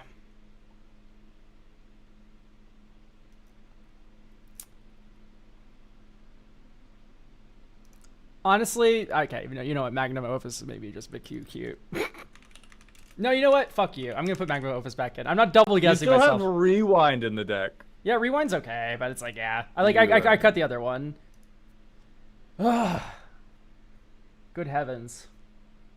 That's Flamdring, right, good heavens. Full Throttle, Temporal Trespassing, and Renegade Bull. Full Throttle is interesting. I don't think I really like it all too much because it doesn't work with Surge to Victory either, which is a little middling. Oh, Temporal Trespassing. It's okay. Renegade. dog, at this rate, just put Jeskai Revelation in the deck because Surge to Victory. That one doesn't have a cheap mode that discards it, though. Think about it. But if we bin it for Surge to Victory. Faithless Looting. Good idea, Mauled. We're in red. We can put cards in the graveyard at will. Faithless Looting makes me so angry in a deck like this. Why? Just the world, like, I think you can be in a situation where it goes right without running it, and the situation where Faithless Looting goes wrong, going card negative can really break your chain down if you don't run into any of your good value engines. That's fair. I can accept that as an answer, honestly. What do you think of Portent? Portent? Look at the top 3 cards of target player's library. Put them back in any order. You may have that player shuffle, draw a card at the beginning of next turn's upkeep. Yeah, fuck it. Yeah, it's Why not? it's a cantrip with Shiko and Narset, but also it's a targeted cantrip, so you're able to do that effect twice. I don't know, just a little bit of value on top. It works with Surge to Victory, so Exactly, you're right. can't fight that. Expansion, Explosion, or Invert Polarity. Yeah, it's they're okay. I think Stubborn Denial is the card that weirds me out not being here the most. Our commander is a 4/4. Commander 4/4, Stubborn Denial in the deck. Sazakap's Brew is hilarious because it targets and is as an additional cost discard and then draw like 4. Turnabout's probably fine. Cut a land. Cut a land. Cut a land. Yo, dog, you might be cooking. You actually might be cooking. We have so many cantrips. It's honestly probably right to cut a land. Yeah, I mean, this much. What's the? I have Elkman's like original deck list in front of me. What's the curve on this version? The curve on this version is like we're capping out at like improv capstone. Like the name capstone is very apt. We have 1/7 drop. Okay, but like how many 1 and 2 drops do we have? Because this is probably a deck that doesn't need to be on 38 lands. Like you're probably finding the land drops. Yeah, we are doing a-okay in the. Yeah, we're capping out on 4 drops in the creature slots. And TBH, we're probably playing those as 5 drops. Scroll down right now. Scroll down right now. Yeah, this curve's, There we go. This That's curve's what I very wanted healthy. to see. Yeah. That I think you can get away with running 37 instead of 38 lands. Yeah, especially once again with all these cantrips too. Speaking of, I think I'm going to use one this turn. Portent. Top 3 cards of our library. Yep. Yeah. I would like this next turn. Draw. Next turn. Shivan Reef. 1, 2, 3, 4. Shiko and Narset. Next turn. Island. 1, 2. Arcane Signet. And then We've played our commander on curve with no board presence. Huzzah! Yeah. That's what I'm talking about. But we're a slower might deck. I think it's go- fine. I deadass might say the last little tweak you could make is go down like 2 or 3 more lands for 2 or 3 more 2-mana ramp spells. Just to get rid of like, because it feels like we have that slowness for no reason. We're not sitting on like some huge piece of interaction. We have 1 counter spell.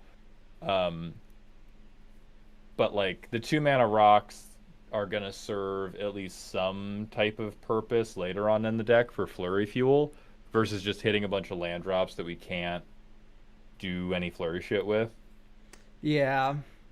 I don't know. I have a 4-mana commander. I've committed nothing to board, and have just land dropped into my commander. I'm crying in the shower that night. I think this is just a slower deck list. I think that's just fine. And honestly, it could just be that you might want to mulligan for a ramp piece because we already run a fuckload of ramp. 1, 2, 3, 4, 5, 6, 7, 8, 9, 10 with Tablet of Discovery. Maybe you consider Resonating Loot. 10? Okay, then you just mulligan like an idiot. That's my fault. Yeah, exactly. I think Resonating Loot's a little weird to me because I don't think we have a few big drops now, but they're not like as dense as they are in Cormella. I run Loot in believe in the Cormella, and my average mana value is 4. Like, this is the sorcery pile, and it's like immediately into 7 drops. And then here we're running like a 7 drop, a couple 5 drops. It's like, I don't know. I think I would just like another kind of signet object. We already have Mind Stone. What other 2-drop rocks are there? Am I? Oh, can you mod me really quick so I can ban Refa for not understanding why Porton was played? There you go. Thank you. Goodbye, Refa. Liquid Metal Torque. Yeah, Liquid Metal. You're back, Refa. Yeah. I do think being in on the mana rocks is correct. Yeah, being 2-drop rocks here are very good because they are just flurry fuel. Ooh, Cantrip Hand with the Candlekeep inspiration. I think I Candlekeep this hand. I get it. What? All right. Okay, we're gonna What if you brainstorm. stop? 1, 2, 3, and then you go top. Next turn. Plains. Consider this card in the graveyard. Draw. Next turn. Think 1, 2. Clarion Spirit. Dink, Gitaxian Probe you. Draw a card. Make a spirit. Next turn. Adhikar Wastes. 1, 2, 3, 4. Shiko Narset. Second spell. Draw a card. Sack this. Draw a Oh, card. did you not want to step through? Did you not want a wizard cycle? Hang on, pal. We're getting to the step through. Grow up. So we have 3 instants and sorceries in the graveyard so far. So this is kind of like a shit overrun. I think here you just pass. And then you go red, flashback on Consider. That's 2 spells. Graveyard Deserted Beach, draw a card. And then you go step through for Kaikar, Wind's Fury. And then you go 1, 2, Thraben Charm your creature and kill it. Don't you have to pay a blue to do the consider? I did, didn't I? We went red. Oh, No, I guess you tapped a red. I and love then you cheating. Didn't tap anything, and you said consider, and then you were like in 2 for step through, and then you were like, in Okay, now so this we mana don't- that I shouldn't have. so- I'll cast Thraben So Charm. here's the thing: you just don't cast Thraben Charm, and that's great because now So it's you. a bad card. So now you have 2 spells for Kaikar. Oh, So now you get there it two is. two there it spirits. is. And Thraben Charm. yeah, 2 spirits, please, and then Oh, you have infinite red mana now too. yeah, these are all red mana, which is insane. And then we copied the Thraben Charm. Okay, Yeah. great. And then this turn, it's turn 7, so on average we should probably be like closing a little here. We can go 1, 2, 3, stink into stupid your card. That makes a spirit from Kaikar. And then you sack that summoning 6 spirit. And then you tap 5 for Candlekeep Inspiration. You make a spirit from Clarion Spirit. Nishiko Narset draws a card. And then we have... These are all 7/7s now. Hell yeah. Which appears to kill people, I heard. And then you pass, so you can flow state on the next turn. All right, so winning turn 7 in a vacuum is definitely my benchmark for smiling about a deck. So I think we're about good here. I don't know if I have any other notes. What about you, Maud? No, I think that looks like a very good rendition of a cantrip, go crazy, go stupid on it, miscount my mana, and then Yeah. cheat openly. My favorite way to play Magic. Love cheating. Can't get enough of it. Smiling through it all. Can't believe this is my life. How do I mod you again? Every time Bangos Compass types something in my chat, it's awesome. I think that means you give them your social security number. Okay. Bangos Compass, it's your turn. What's the word here? Pal. 404. Is this... Can you repost this link for me? Oh, never mind. It's a bracket 4 Snoop combo deck that I got lost in the Jesus sauce. God. Flip-flopping between making whimsical Okay, so it's a goblin deck. Why is your bracket 4 combo deck whimsical? That's not a thing that has whimsy. Goblins are the most whimsical combo deck you could ever hope That's for. not true. They look at them. Look at Wart in the fucking eyes and tell me where on the doll the whimsy exists. You can't ever resolve Vampiric Tutor and go, I'm gonna put whimsy on top of my deck. Well, next time we go to Lorwyn, whimsy will be a Nice whimsy. Sorry. Oh, they're so cute. I love them. Oh. I love Goblin How Bombardment. is this even bracket 4? Like what? So where is the? do you know the combo with fucking Conspicuous Fuck Snoop? no, I don't.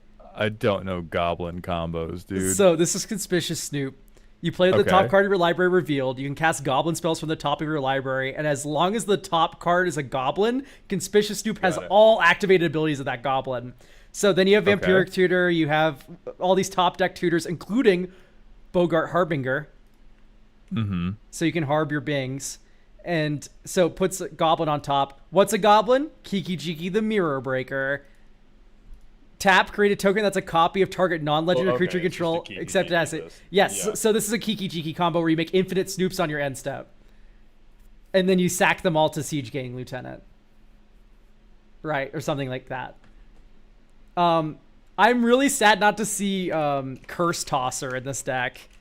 Curse Tosser is an awesome fucking goblin. So it's a So that immediately says, why the fuck do we have like Trash Master or War Chief or Grub or Howl Squad Heavy? Like, why don't we just have more goblin Snoop, combo? That's where I'm Kiki leaning. Jiki and the thing that gets you the combo? Because the rest of these guys do fucking bullshit. The rest of these guys fuck off at the water cooler while Conspicuous Snoop and Kiki Jiki head down to the Amazon factory. Yeah, for me, I want to add the Popper goblin combo, which is with second day of class or whatever, or first day of class. Legion Loyalist is in this deck. Okay. There's no way sending the child goblin into battle to give first strike and trample has any fucking relevance to this bracket 4 combo. Okay, you know what? I hate to be with Mauled here, but we do need to cut deck some of the Like, goblin. I see Goblin Murderous Bushwhacker. Redcap, and I'm like, okay, I know he's in a combo. Like, sure, you just want to have the deck be 18 different three-piece combos, whatever. There's no fucking way Legion Loyalist has any part. So you don't even need a review, Bengo's Compass. You need to go to Commander Spellbook and type each goblin in by name, and if they are not part of a three-piece combo, cut them. Yeah, that's very apt. Also, I'm fucking losing my mind over Roaming Throne. Yeah, I'm making infinite damage happen. Let's double it. Double infinite. Dog, Roosevelt Master is right below him. Oh boy, better get an impulse draw with my infinite damage. Okay, hang on. A Rundveld Hordemaster sacking my goblin tokens to Dr. Charlie Skirk Prospector up here. You know, fucking wheel my hand, make a million red. I think I like turning goblin tokens into card. I think that's a fine thing to be doing. I mean, I think this is just like, Bloodmark Mentor gotta go, though.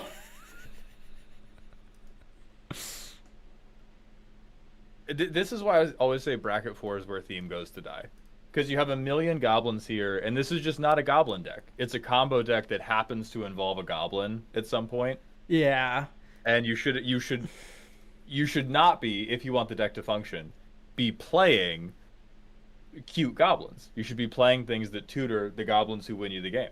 Yeah, I do think there is some amount of room for whimsical goblins, but they can't be in this number. There's too many. Yeah, Warren Hordemaster. Honestly, Dog, we got Grub's Command. Grub's Dog. Command is not allowed. We opened Grub's Command at our pre-release, and we were like, my Wart deck is back. Honestly, what do you think about Trashmaster? Because I kind of like him. Trashmaster fucking sucks, and you know it. Oh, he's so cool, though. You just, like, permanently blow up an artifact player because you're making goblin tokens. It's like aura Dog, we shards have- for goblins. We're playing Mountain Walk in this fucking deck. Yeah, okay, maybe not Goblin Chief. Oh, no, Goblin Chief to make sense. Goblin King, not so much. The haste matters. it feels like the deck is, oh well, I'm a combo deck, and if that doesn't work, my backup plan is I'm gonna try to go wide with goblins and beat you to death, which is a stupid fuck thing to do. And your backup plan, you do that in bracket 3. In bracket 4, if you're a combo deck, your backup plan is to play another fucking combo. You have Yeah. Underworld Breach, dog. Yeah. Your backup plan is to breach the combo line out. Yeah. Okay, Muxus is a fucking war crime though. That one stays. Oh yeah, Muxus stays. That boy is not whimsical. Surveil 1, then you draw a card and lose 1 life. If a non-land permanent fucking draw another card, we're running Night's Whisper 1. Like, why aren't we running Night's Whisper? It's always online. Okay, we are. Okay, we made 10 pieces of room, which is nice. We could make 30. I maybe. We could clear out we could rip this home up by the foundations. Okay, Chronicle of Victory definitely goes. Yeah, I think I'm just removing all the combat goblins from your deck. We're not doing combat. If it don't make mana, remove something or etc. I don't know if I'm in. Oh, sorry, Mog War Marshal. Bolg's Company is okay. I'm looking at Tempest suggestion. Yeah. You sack a goblin to make red black. I Yeah. do like Bolg's Company. I like that it's like it doesn't have haste unless you already have another goblin, which is like that's the only time I'd want to have this thing hasty is when I'm able to activate its Yeah. ability. Mm-hmm. General Crete's great. Sephiroth, my favorite goblin. My favorite whimsical goblin. Okay, so I want first day of class. Whenever a creature enters this turn, put a counter on it and it gains haste until end of turn. Why do we care about this? Because you run Putrid Goblin alongside the stupid one that has Persist as well. And now you have Persist loops in this deck, which are cool.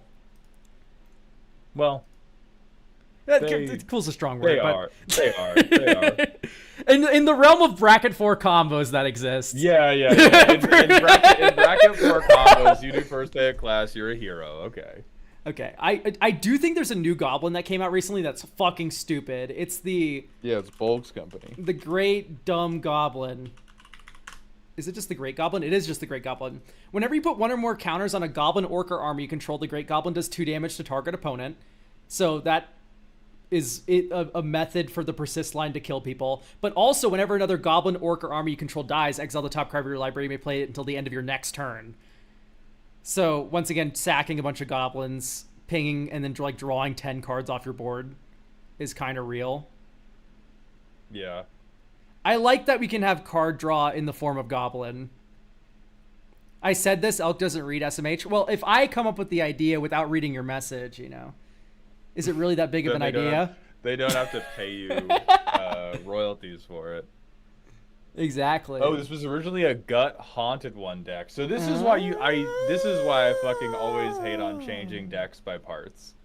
Like if I'm gonna retool a deck to a different theme, make that shit from scratch. Patchwork banners in the deck. Yeah, that should not be in here. This is like you went into witness protection but didn't cover up your tattoos. I feel like Defense Grid would be nice. Incorrect thought. Hexing Sculpture is here. Hexing Sculpture is here and fucking is a war crime. Thought crime. Defense Grid just says I make a blue player who is not me win. Yeah, I like Defense Grid in some decks, especially with artifact themes. I don't think it applies here. I'm stupid. What are game changers? All of the ones that are broken. Those are our game changers. We have 5 right now. Yeah, honestly, probably could go up like some broken cardboard. Honestly, I'm thinking like Lion's Eye Diamond. We have Wheel of Fortune already. Like, why aren't we just breaching? Just go all the way. Just be fringe CEDH. Yeah. I mean, that's what 4 is for, right? Yeah, exactly. We're just underworld breaching now, I think. We have breach already? No, we don't. Not true. Also banned. Yeah, so LED, wheel, breach. That is a combo. Do we run like a tendrils for that? Maybe. No. What? I don't know. I like having one object that you just mill over with the constant wheeling. What type of fucking? That's not a whimsical goblin. True. What's wrong with you? True. You know what we do then? Empty the warrens. Bro. That is a whimsical goblin card. Oh wait, hold on. Orcish Bowmasters, because it's good cardboard, and And- now combos with the Great Goblin. Yep, the Great Goblin works with Orcish Bowmaster. Orcish Bowmaster also works with Wheel. Beautiful. That's cardboard. Do we And want... now, Phyrexian Arena. Yes, absolutely. Let's go with Call Me Crazy, Cavern of Souls in our creature type deck. Whoa, whoa, whoa, whoa, whoa, whoa. Have you thought about this? Oh, it's already in. Thank What God. about- I was terrified. What have I thought about? The craziness of Cavern of Souls. Cavern of Souls is a Magic the Gathering card that they've printed. They thought that was fine. Ah, terrible. We have to put 6 more cards in this deck? I don't even know 6 more cards. Lively Dirge. Lively Dirge. Yeah. Snoop to battlefield, right? Yeah. That matters. Black Green Sun Zenith is pretty good. Honestly, I mean, we don't- that makes me want to put we don't even Yawgmoth have- in. We don't even have Demonic Tutor in the deck yet. We just want good cardboard. Yeah, DT should probably be in. Shit, you could run. I think it's like it's slow for bracket 4, but the deck's curve is so low that you could run Dark Confidant just to get your hands on more cardboard. But I feel like you'd be better off just running anything else that tutors. Yeah. Do we have any artifacts that are like? Do we care about like Goblin Welder at all? Maybe for don't like think- Phyrexian Altar. Maybe, but that doesn't seem. We're just in critical black, enough. right? Like we already have like all the insane tutors. Well, again, we need. Yeah, we have Demonic Tutor now. Do we punk out and run Diabolic Tutor?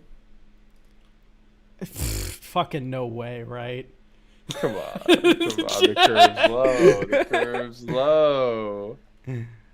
I had a Jessica's Will, but don't cast Ward enough to justify it. Yeah, I figured Ward was like a cheerleader and not really like a real part Oh, of the deck. do you just slam? Do we just CDH it up and slam Hoarding Broodlord Saw in half in? We could. I would not be opposed to that. I'm just trying to think of like what are all the good cards I don't recommend to people. Saw in half, Hoarding Broodlord. I put Hoarding Broodlord Saw in half in normal ass decks. I fucking love this Wombo so much. Of course you do. Oh yeah, Diabolic Intent would be good because we have a lot of like. Yeah, that's random already bullshit. in. Luckily. Then Goblin Gang Leader could finally be useful. Yeah. Honestly, I'm a little tempted to put a couple of the token generators back in. Shut your mouth. Shut your mouth right now. Close that avatar. We could just do Oh, Cruel Tutor Ozai art. That's a good one. I think it's actually Forsaken Miner. So for 1 black mana, if you crime, you can bring this back to the battlefield. So this plus Phyrexian Altar or Warren Soul Trader and Sephiroth are a 3-card combo, Yeah. Man, that sucks. which is pretty dope. Yeah, then there you go. Everything you liked about the deck is dead, and it's going to win way more. Exactly. Congratulations. Okay, we have enough room. Mana Valley 2, Echo. You put the silly goblins back in. Mogwar Marshal. You know what I think would really help? Are we open to changing the commander to something a little bit different like Tim Necrom? Yeah, I think adding 2 extra colors to this would really just bring this home. And Or, you know, if we really wanted to be goblin coded, we could do like Rogue Rack and then maybe just a good commander like, rounded like out like Silas. Yeah, like Silas Rand. I think that would help a lot. All right, watch this. We're about to go ham. Draw a card. Badlands. Imperial Seal. If only you had Dark Confidant. Mana value. What do we get, dog? I don't even know. Probably. What's our fastest combo right now? We already have War and Soul Trader. Oh wait, dead ass. Great Goblin in the command zone. What about that? Yeah, honestly, that might be right. That's because this wart is genuine dog shit, fresh out of the horse's ass. Yeah, this is pretty loathsome. The Great Goblin. Do you know what's really good with the Great Goblin that I can cut this wart in the 99 now for? This shit's insane. Surge to Torian victory. Torian Mauler. It's a goblin, and whenever a player casts a spell, you put a counter on it, and then the Great Goblin pings a player for 2 every spell. Hot diggity fuck. It They've done sucks again. so bad, but it's so funny. A perfect deck. Changeling, it's an army. It is an army. Black Sun goes so hard with the Great Goblin. Yeah, so does making infinite Goblin tokens with counters on them with first day of class. Anyway, discard. Okay, look at that. We have Putrid Goblin in the hand. Ellipses. All right, draw a card. Watch this. Turn 1, Forsaken Miner. Oh my god. Next You're turn. a freak. 1, 2, Putrid Goblin. Turn 3, 1, 2, 3. Goblin Matron. What do you get? Warren Soul Trader. Next turn. 1, 2, 3. Warren Soul Trader. Sack. Treasure token. Sack. Treasure token. 1, 2, 3. Great Goblin. Sack. Sack. Exile top 2 cards of our library. We can play them until the end of our next turn. We have 2 treasures sitting around. Next turn. Okay, there's Skirk Prospector. We also have Adnaz. Let's go land for turn from exile. Black. Reanimate I feel like you Putrid have to Goblin. just ad nauseam prey, right? Yeah, for sure. So here you go. Oh wait, no, Snoop. Yeah. Snoop, reanimate matron, and then you have Kiki Jiki. Oh shit, you're right. Yeah, Yeah. reanimating the matron's way better. Well, yeah, I'm right. Sudsball 10 is not right. I am correct. Yeah, get matron. Fuck you, Sudsball. We have Snoop. So we need Harbinger. And then you go red, Snoop. 1, 2, 3. Bogart Harbinger. Kiki Jiki on top. And then you would win next turn. Because this doesn't have haste, dog. Did you not have enough mana to like Pact of the Serpent to? I don't know what I'm wanting you to do there. I don't know. I don't give a fuck. Yeah, so this is working because that's a turn 6 win, which is too fast for bracket 3, which categorically makes this deck bad bracket 4. So, honestly, if we don't, I think some amount of fast mana would help a lot. As per usual. Yeah. Like, we're on Arcane think Signet, Liquid Metal Torque. Like, these are kind of too slow, right? I think the philosophical question this deck has to answer is, am I comfortable playing bad CEDH? Is that a conversation I'm willing to navigate with my pod? And if I'm not, what is the difference between what I'm already doing and bad CEDH? Because I think once we put the fast mana in too, it's like, oh, this is a CEDH deck that would just go 0 for 4 at every tournament it ever enters. Yeah. Which is okay, but you do have to like know that those are the pods you're looking for. You're like, I'm looking to play with CEDH decks that would do nothing but lose in an actual tournament. What do you think about Simian Spirit Guide? What do you think about not talking anymore? Anyway, I do think we are missing Mox Diamond. We already have Chrome Mox in it. Honest to God, Jeweled Amulet is kind of heat. You can Great Goblin on turn 2 with this card. Honest to God. Honest to goodness, I tell you. Clear as the day I was born, my pappy sat me down and said, son, your mama had this amulet. Now, when she had it, it never did a single good thing for her in her whole life. And then she gave it to me. And when I had it, it never did a single good thing for me in my whole life. But son, I'm giving it to you now. And I'm going to hope that it'll do one good thing for you in your whole life. And if it doesn't, you give it to your son. And you tell him what I told you. And then he rode off into the sunset and I never saw him again, that fuck bitch. I'm telling you, it's Ridiculous, awesome. ridiculous card. It's so Ridiculous. good. You get to store mana between turns. It's OP. Oh my goodness! Wow. Put the storage counter lands in. buy me dinner first. What's going on? No, you're cooking. Wait. Okay, let's Demonic Tutor here for Ellipses, first day at class. Okay, next turn. Urborg. 1, 2, 3.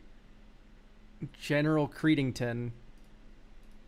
When Goblin enter, Goblin again. 1, Yes, 2, now we just 3. need a sack, a repeatable sack outlet. Yeah, basically. Well, we also need 6 mana.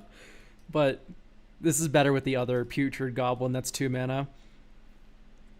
Well, yeah, but I mean, I think you like show them red cap, and then everyone's really afraid of you. But Yeah, so here we go. Next turn. There's Kiki Jiki. I heard that card's kind of good. Kiki Jiki, copy, Goblin token, swing, swing. We also get another Goblin token. Whenever they attack, I see. We don't just get it.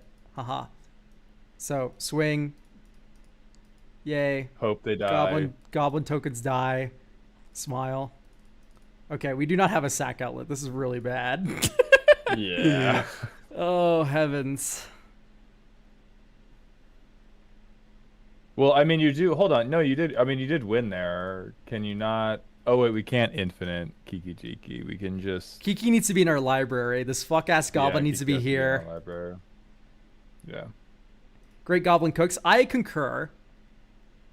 Wow, but I'm so glad we drew Run Developed Horde Master. I take back all the mean things I said about that card. What a fucking game saver. Holy shit. I think I don't like the Soul Stone. No. I mean, that's one of the tattoos that should have come off in Witness Protection.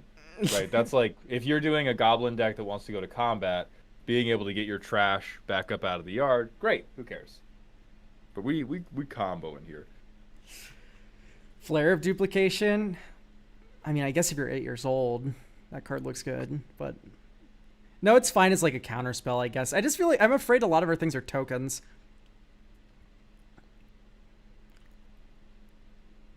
Oh, we can do a Metallic Mimic.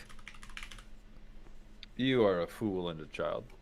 Name Goblin. We now have a Goblin You're in sitting play. on Diabolic Tutor and running Metallic Mimic. Be a serious person. Be a serious person.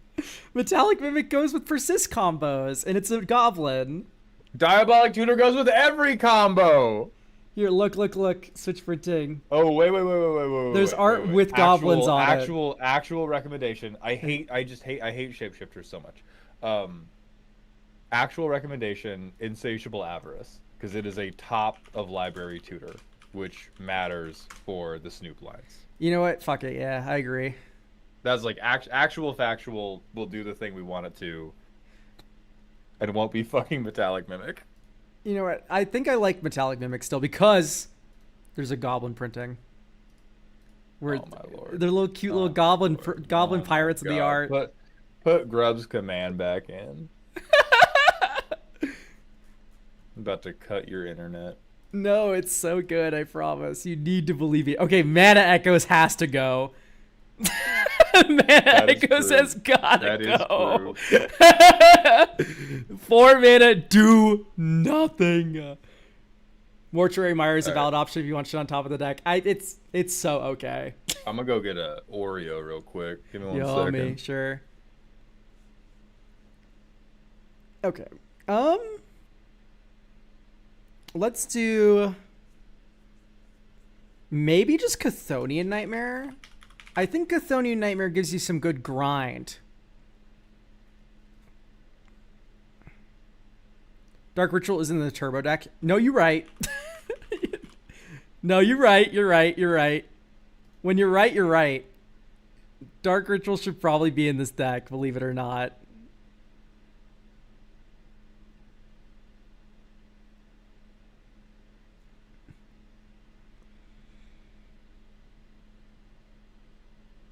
Okay, maybe not Chieftain.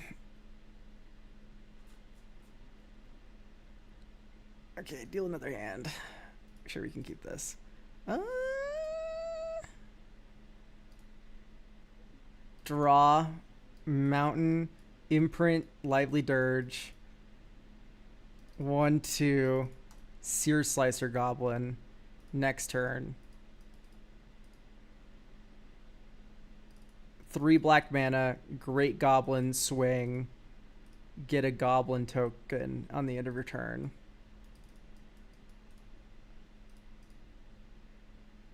Next turn. Valakut Awakening. You know what? I'm locking in the Forsaken Miner. Isn't that good?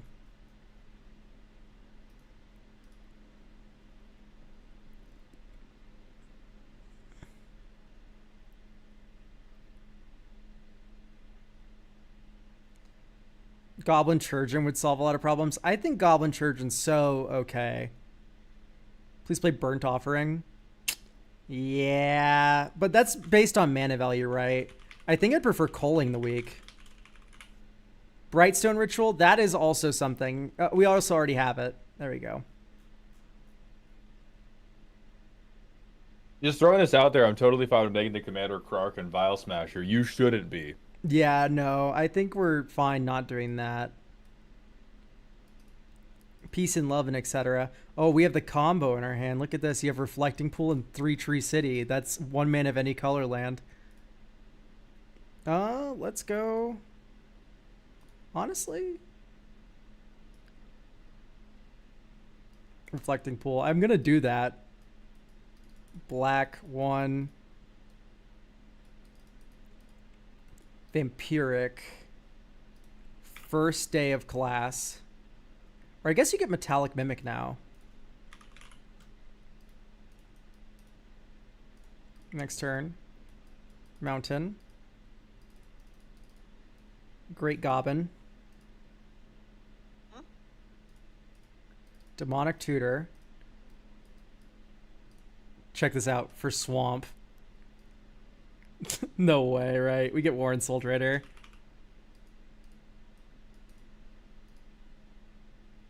Next turn. 1, 2. So this is like bracket 3 bad combo deck. We're right on the edge. We're capable of right calling on out the wins. edge. We have this deck has wins that would get you into an argument at bracket 3. Exactly. And you will be on the slow end of bracket 4. Can I just say I'm really happy that we have 3 Tree City here. I don't know what I would do without it. Ignore the fact that if it was a swamp, it would be infinitely better here. Anyway, we have infinite mana. We have infinite life loss on turn 6. We would have had it earlier if this was a swamp.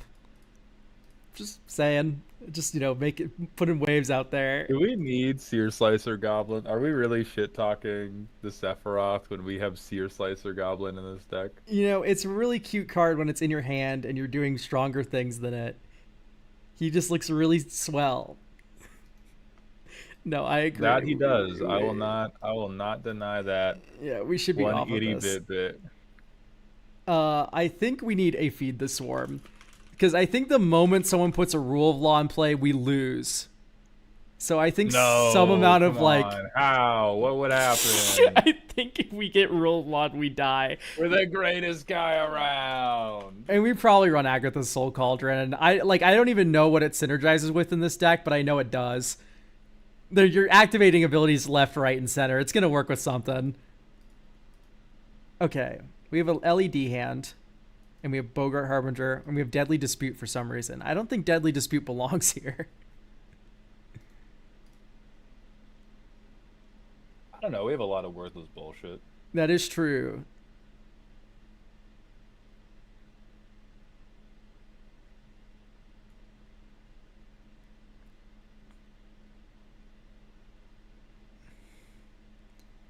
I do think this is a lot more streamlined now.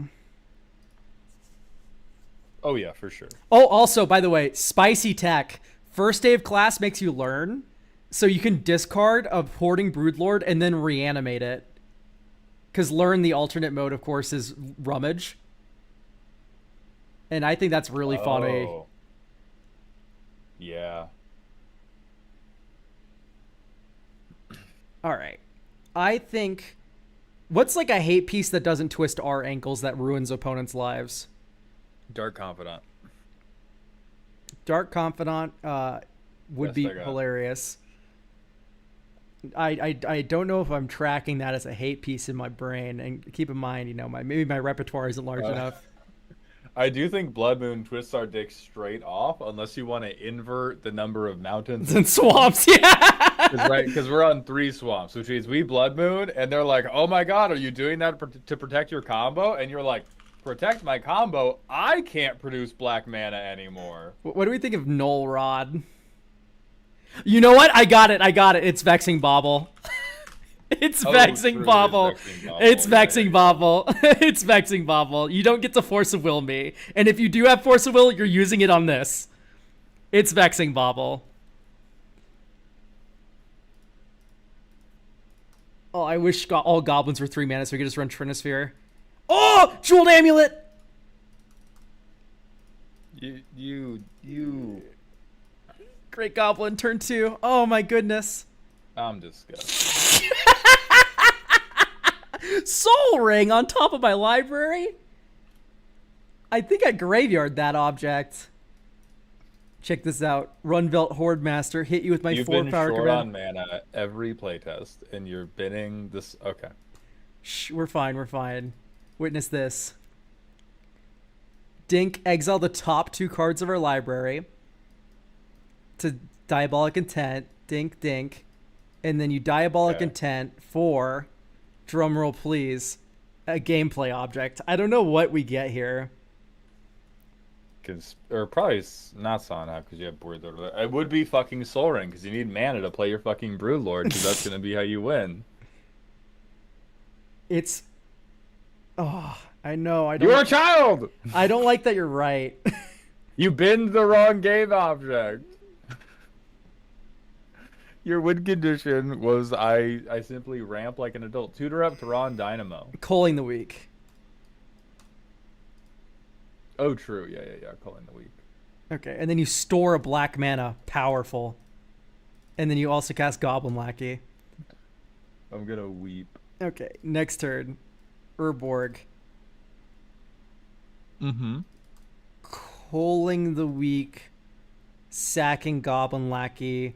Exile top card of library. We can play until the end of this turn. We have 4 black mana floating. And then you go 1, 2, 3, 4, 5, 6, 7, 8. Hoarding Broodlord. Get...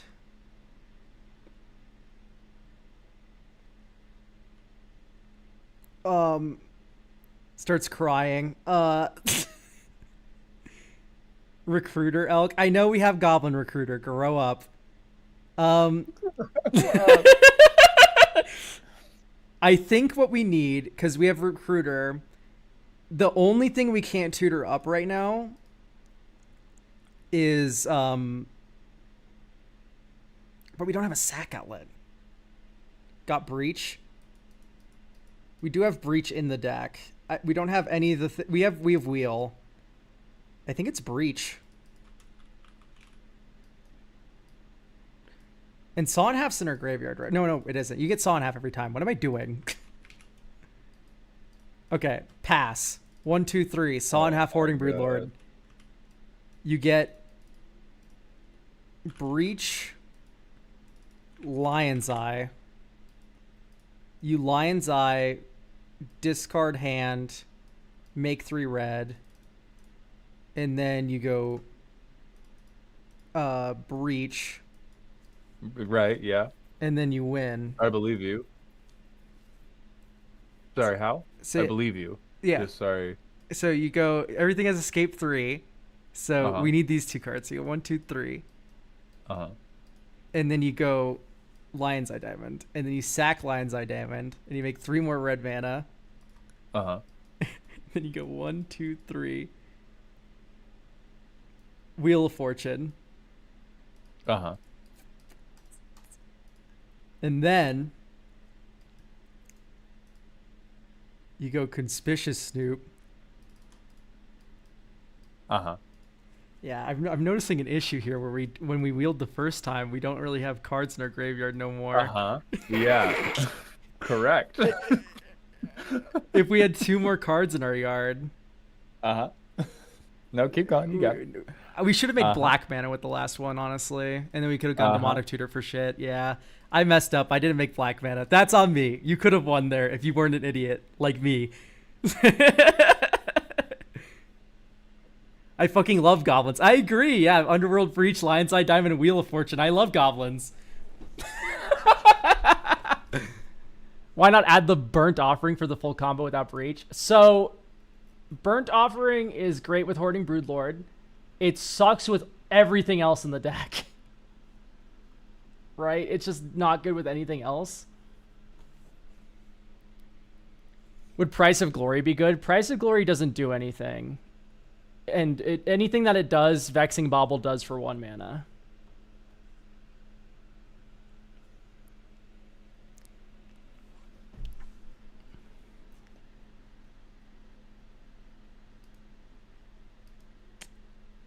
Ooh, this hand's kind of cute.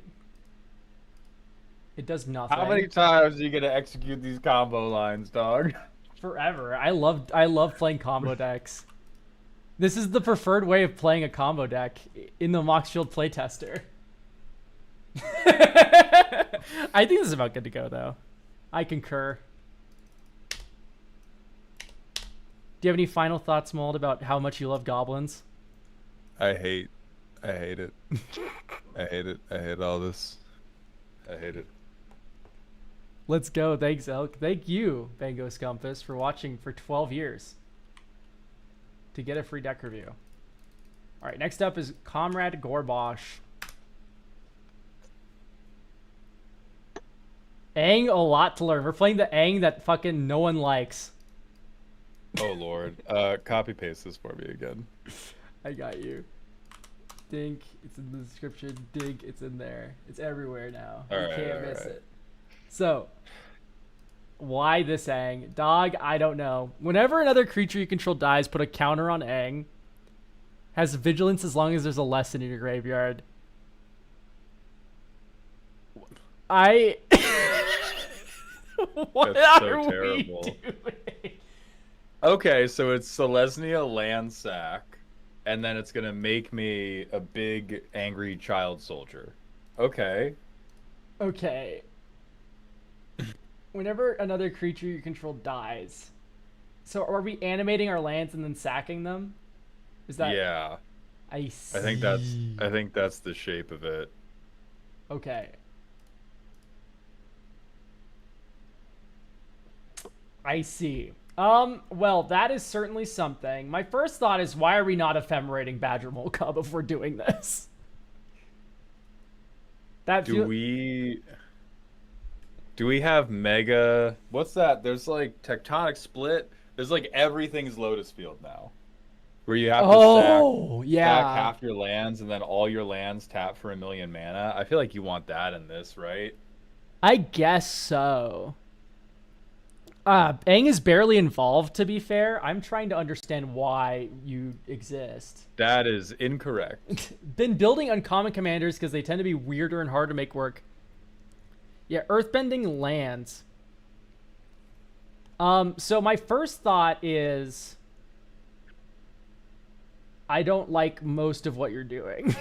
I think I like the Scoot Swarm angle, of course. That's really good. We have Mole Man to do that kind of thing. Landfall. Well, yeah, but then we're Recruiter makes sense. Selesnya tokens, and why do we even build the deck? Yeah, that's fair. I think Avatar Kyoshi just does not fit the MO of this deck, right? She says Earthbending on her, but she's also 8 mana. Here's the thing. I think the only MO of this deck is I have big, massive, game-winning green cards. Because if you're doing... I can see the narrative thread of this deck is Aang learns how to Earthbend. And so we're doing like Earthbending, we sack the lands for value, he gets a little bigger, but he's going to suck the whole time. Because he's never getting evasion, and we don't want to do Voltron, and we don't want to do the normal landfall stuff, which means we need something to win the game. And maybe that something is Earthbending 8. Like, it's that or an X spell. Because the only thing we Okay. know is going to happen is we're probably getting a lot of mana. Because we're probably using all the things that are like, you know, sack lands, get more lands type deal. Okay. So we're really a ramp. Like we are a weird and bad ramp deck, and our only true out is using all the mana we make. If I am being entirely honest, what I want to put in this deck more than anything, numero uno, is Sylvan Safekeeper. Oh yeah. The fact that For that is sure. not in here is insane. And then we follow that up with a Starfield Shepherd. And Starfield Shepherd is now a sack outlet that gives anything we want Shroud. Which is stupid. Living Plains, Sylvan Awakening. Now, see, I'm in on the whole idea of, like, animating lands. I think if we just do it through Earthbending, we're going to have a more thematic time. Honestly, that makes me want to do, like, Felia, Ephemerate, Eternal Witness. In this Hey, list. what's wrong with you? Hey, what's wrong with you? It's just the truth of the fact of the Ooh, matter. what about Kamal? He's not technically earthbending, but he's gonna be one of our best. Like, hey, have mana, can creature. I don't know how to... Fist of Prosa. This guy. You. I don't know how to spell Kamal. That ain't a real name.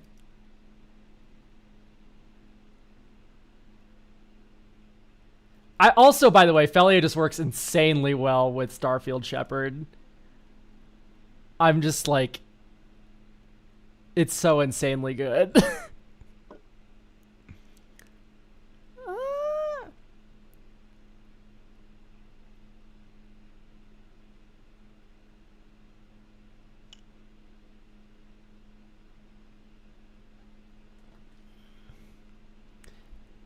Yeah, so for me, it's like, I just want to flicker Badgermole Cub a ton, or like these other cheap earthbending cards. And I think that is just Felia.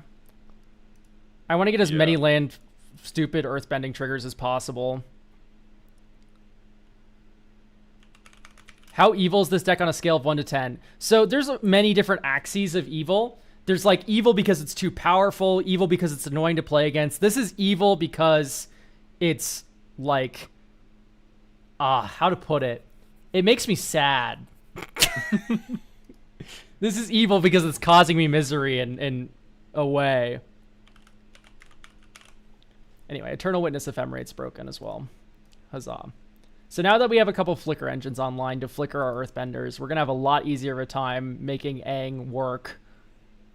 Yeah. Also, there's Soul Spinner. Holy fuck, this card's awesome here. What is the name of it? Oh, it's the spider from Foundation. Spinner of Souls. Whenever a non-token creature you control dies, you may reveal cards in the top of your library until you reveal a creature card, and you put that card in your hand and the rest on the bottom. So every time you sack an Earthbent land, you, like, draw a billion. Oh, my goodness. That would be pretty good, yeah. I love this random $24 card because Wizards doesn't know how to print their cards. Do you know the Earthbending student story? No, what? So this card is only available in Collector Boosters, Mauled. It was meant to be in a Jumpstart product, but they didn't print it into the Jumpstart product, but they did print it into Collector Boosters. So the only way you can get this fuck-ass uncommon boy is by opening Collector Boosters. So this card, this uncommon, is $24 when it should have been like 10 cents. Wait, hold on. I'm trying to look at sack outlets. I've got crazy heat for you. Pull up Dust Bowl. Oh, yeah! Pull up I'm a Dust Bowl right pervert. now. I love this card. Dust That's what Bowl... they called you in college, the Dust Bowl pervert. Dust Bowl is a perverted evil card. Fucking this. Next one. Yeah. Check Golden Throne. Oh shit. Yeah, I'm That's down. Like mega insane ramp. We want the creatures gone. The first line of text is whatever, but if it's ever relevant, yippee for us. I like But it's this. like mega. Yes. Okay, all my lands are lotuses now. If only we could run Orcish Lumberjacks, I'd be so on board. Wait, what if we played Scorched Ruins? Scorched Ruins. Sack 2 'Cause I feel untapped like- lands instead. I feel like the joy of a deck like this is you have to be playing weird dog shit nobody ever sees. Like that has to be has to be like the main point of joy. Let's get a Lotus Field in first, but then yes. Yeah, get a Lotus Field in. Yeah, for then sure. we can put Scorched Ruins in. I'm thinking like also protection spell kind of adjacent. There's type in. There's a white sack outlet that's just broken. It's fanatical devotion, I think. Just like, okay, great. Sack a creature, it's already in. Beautiful, love it. Maybe a Mother of Runes as well. I know Mother of Runes is really boring. It's just, we have Starfield Shepherd. Wait. Do we have Angelic Aberration? Angelic Aberration. Oh, no, we don't, but that would be awesome. There, you could do so much stupid Yeah, bullshit with you this. Earthbend a ton. Oh, no, but it's each with... Oh, but no, base power, yes, because the Earthbend... They're base yeah, zeros. yeah, They Earthbent don't- lands are 0/0s, so you can make a fuckload of angels with Angelic Aberration. Yeah, that's badass. Great job. That is a card that would have Yeah, swept me okay. by. So I think that's what makes you happy is like the good stuff you do is you have the good flicker engines that Elk is on top of with all these earthbenders. You earthbend a million and then you just have the like weirdest fucking sack outlets ever that either give you a lot of mana to play shit like Kyoshi or give you a big board with Angelic Aberration. And then that's how either that or you play Smokestack and just fucking give up. Smokestack would be funny in this deck, wouldn't it? Okay. It so- sure fucking would. With a +1/+1 counter on it, it has it's a flying and an angel in addition to its other types. Does Valkyrie's Call work with Earthbent lands? I think it just comes back as a land, doesn't it? Am I stupid? I believe it just comes back as a land. Yeah, that one's weirding me out a little. Plus, we already have Luminous Broodmoth, which is just creature, and we're green, so creature matters more. I think I'm going to go down the altars here. You can keep Phyrexian. I think Ashnod's is a little okay, though. We just don't have a lot. We have a lot of generic, actually. Ugh. I think I don't like the Harrows as much and the Intis restorations and stuff. I like the one that's a lesson, because it's a lesson. But I think overall, just like the one-off Harrows that aren't on a creature. Because I do like the Harrow that's on a creature, because we can flicker that fucker. Springbloom Druid. That's funny. I don't know if I want the rest of those, though. Okay, instead of Cathar Commando, I'm now going to put you on Insidious Fungus, because once again, Starfield Shepherd purposes.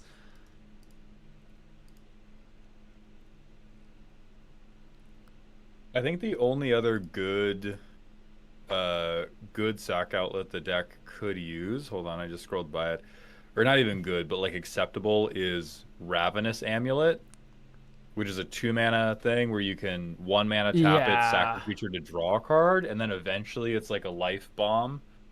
So that could be a decent card draw engine. It is a sorcery only, which like really sucks because we want to be able to sack the lands at instant speed to use them as blockers.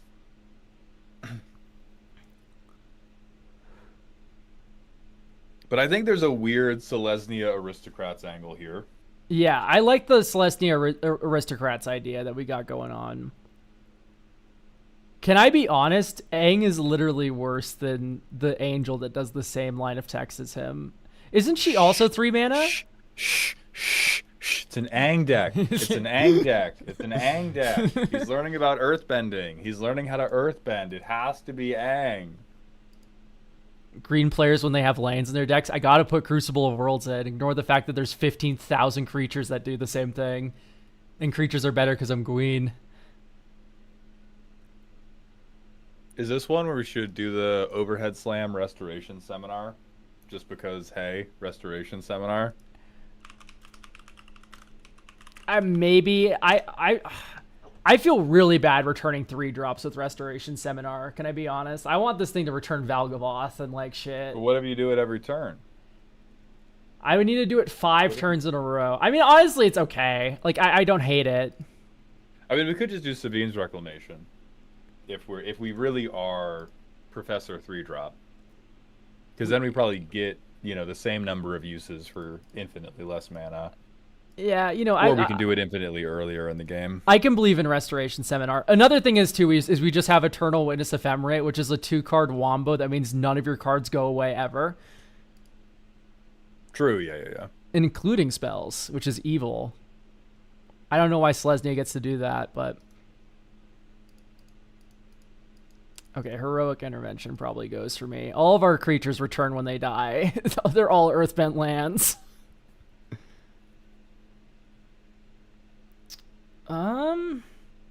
Maybe Great Henge. It's just kind of boring. If I'm gonna be entirely honest, I think Spinner Souls is so much cooler. Yeah, what we need is Dark Confidant. Of course, we can put the white Dark Confidant in, and then this deck's broken. Okay, hear me out. Maskwood Nexus, Scarecrow. I forgot what Scarecrow does. All I remember is that it's a little dog shit. Yeah, this shit reeks. Really good. It's really good. Oh my god. By the way, Space Boy Hollow, thank you for the prime. It should have been Bright Wait, Confidant. I'm so mad. Scarecrow's actually low-key insane. That in card artifact creature reanimator deck. I didn't even read that. I thought that second line of text was Scarecrow focused. That second line of text is Portal to Phyrexia focused. Is this Saffron Olive? Not him. This guy, what the fuck? This guy looks, he has like the hair.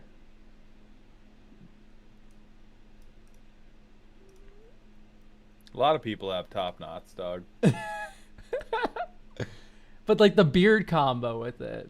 Right. Well, like, so I'm saying it matches, but I'm also saying, like, if you dropped Saffron Olive into Portland, nobody would ever find him. Yeah, that's fair. You drop him into a Santa Clarita farmer's market, he is never being retrieved. You are finding 18 other men. Oh. When you do, creature up to one target creature control. You know what? Fuck Earth Rumble. 4 mana fight spell. Fuck you. All right. It earthbends. What are you doing? This hand reeks. Yeah, cannot earthbend, cannot do anything. Do not pass go. Okay, Night of the Reliquary is broken, so we keep this one, obviously. Oh, you just draw Skull Clamp. It's so simple. 2 or more basic lands. We've met the requirement. Do nothing. Pass. Canopy Vista. 1, 2, 3. Night of the Reliquary online.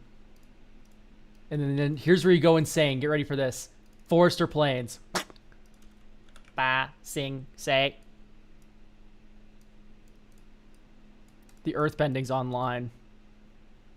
Yes. You are an idiot. I'm an idiot.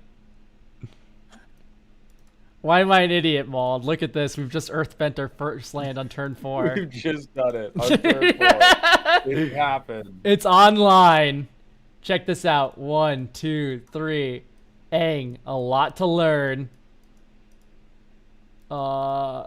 Sack Plains. Type land. Lotus Field. Sack this forest. We can equip. Oh, Skull Clamp. Sack this forest. It comes back. Earthbend, baby. We draw 2 cards. We put a counter on Aang. We'll also sack this land. Okay, draw our 2 cards. Next turn. Plains. Lotus Field for 3. Eternal Witness. Pick up. Nothing. Oh Hang my on. God.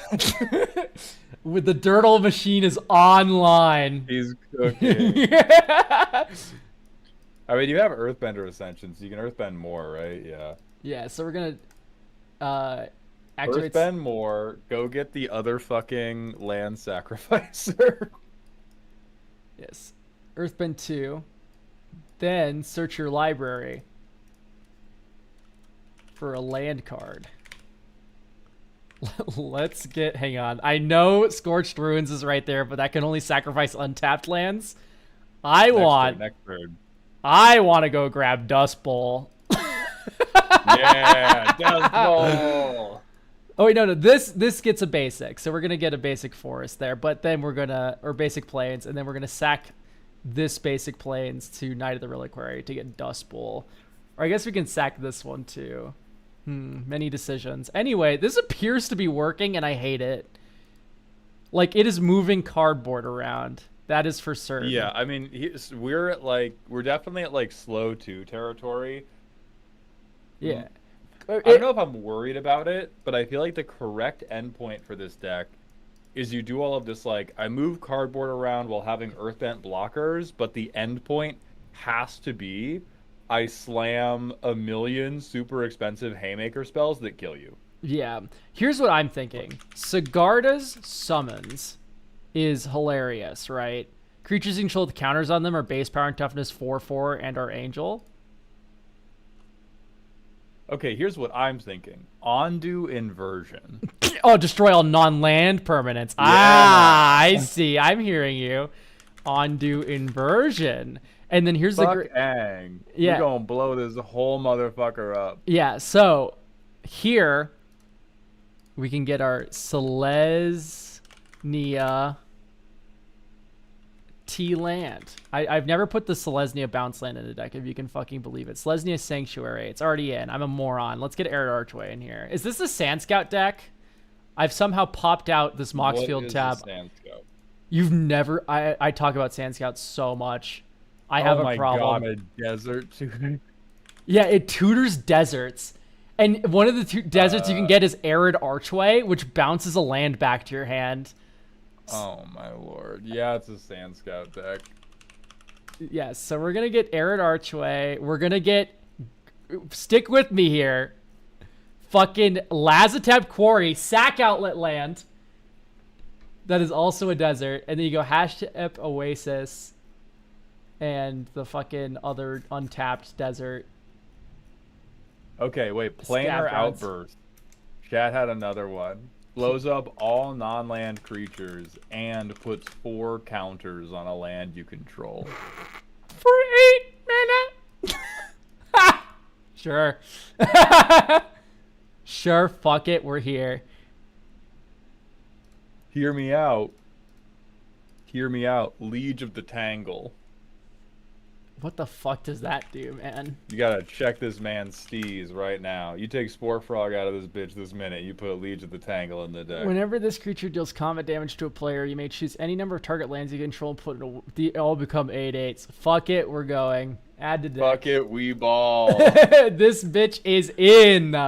We ball. Okay, goodbye, Secure Tribe Elder. It's been an honor. And then maybe we ditch a 3-drop ramp card, which we don't have any of. Question mark. Beast Within, Generous Gift. We don't have to touch our opponent's things. Oh, 4 mana, kill your thing or Earthbend 3. Get out of here. Okay, we're going Thraben Charm. We need to Earthbend. We have to Earthbend. We're going Thraben Charm, Kabira Takedown. Bridgeworks You are Battle. wrong. You are wrong. There are 37 cards that say Earthbend in the whole game. Only 23 are in Selesnya. We need all of them. No, I refuse to believe that the sorcery Earthbend for 4 mana is playable. We can run like I didn't say Earthshape and playable. I said we have to play it. can I take Zern Orb out? Is that crazy?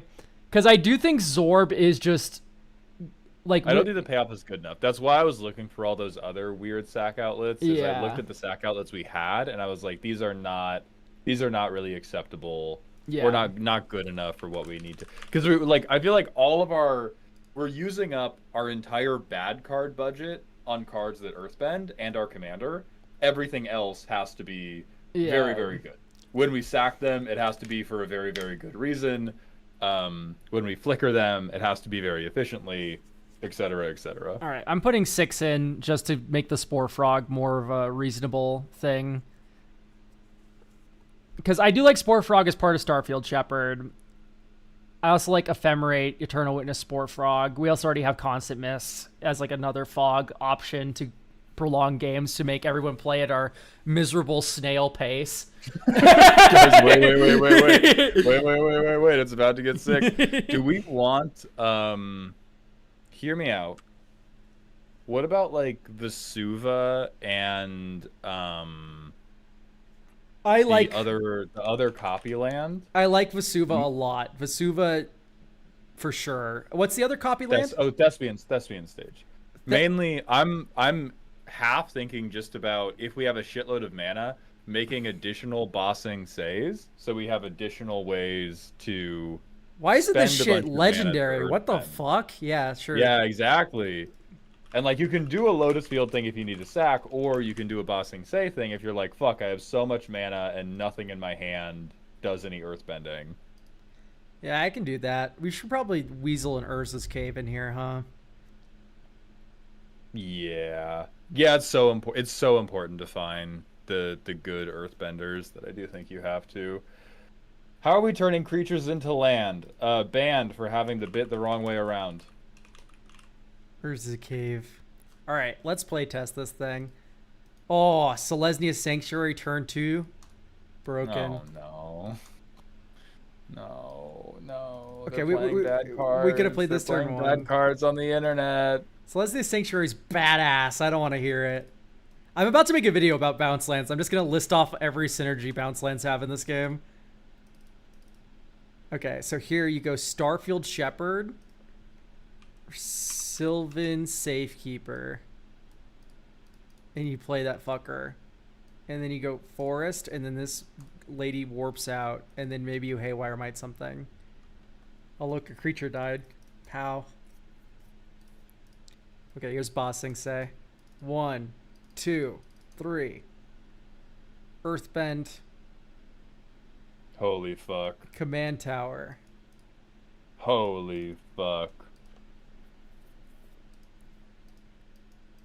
What? What are we holy fucking about? Oh, just the whole thing, man.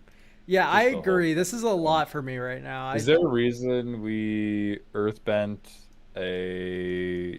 Never mind. Never mind. Do you think? I think do you Command think, Tower is Marcelo? correct. Because the land re-enters tapped when it die. And I also don't want to do it on my bounce land that will bounce a land back But to my it's hand. card advantage. But it's card. I've heard such good things about bounce lands. By the way, is this a Cultivator Colossus pile or nay? No, I don't think so. Banned for suggesting landfall cards. Have you ever played a bounce land into an Ashaya on accident? No. And if I did that, well, actually playing it into Ashaya would be a lot of fun because you could bounce one of your creatures back to hand. Oh, that's cute as fuck. I hate this user that you just banned and unbanned as a joke because I always read their name as Bajuka, but it's Bakujo. Bokuja. It fucks me up every Well, time I see it. They showed you. I'm going to keep it real. This is probably one of the worst decks I've looked at in terms of power level. This is like legitimately really bad. Oh, it's really bad. It's on the verge of deck. I would recommend just like doing mass board wipes to try to survive long enough. But then it's like, yeah, we're like well below precon level. And I think there's a ton of ways to make a deck for this commander that are bracket 3, but you just go, I don't give a shit about the commander. Here is my good Selesnya strategy. Yeah. That does nothing thematic or interesting.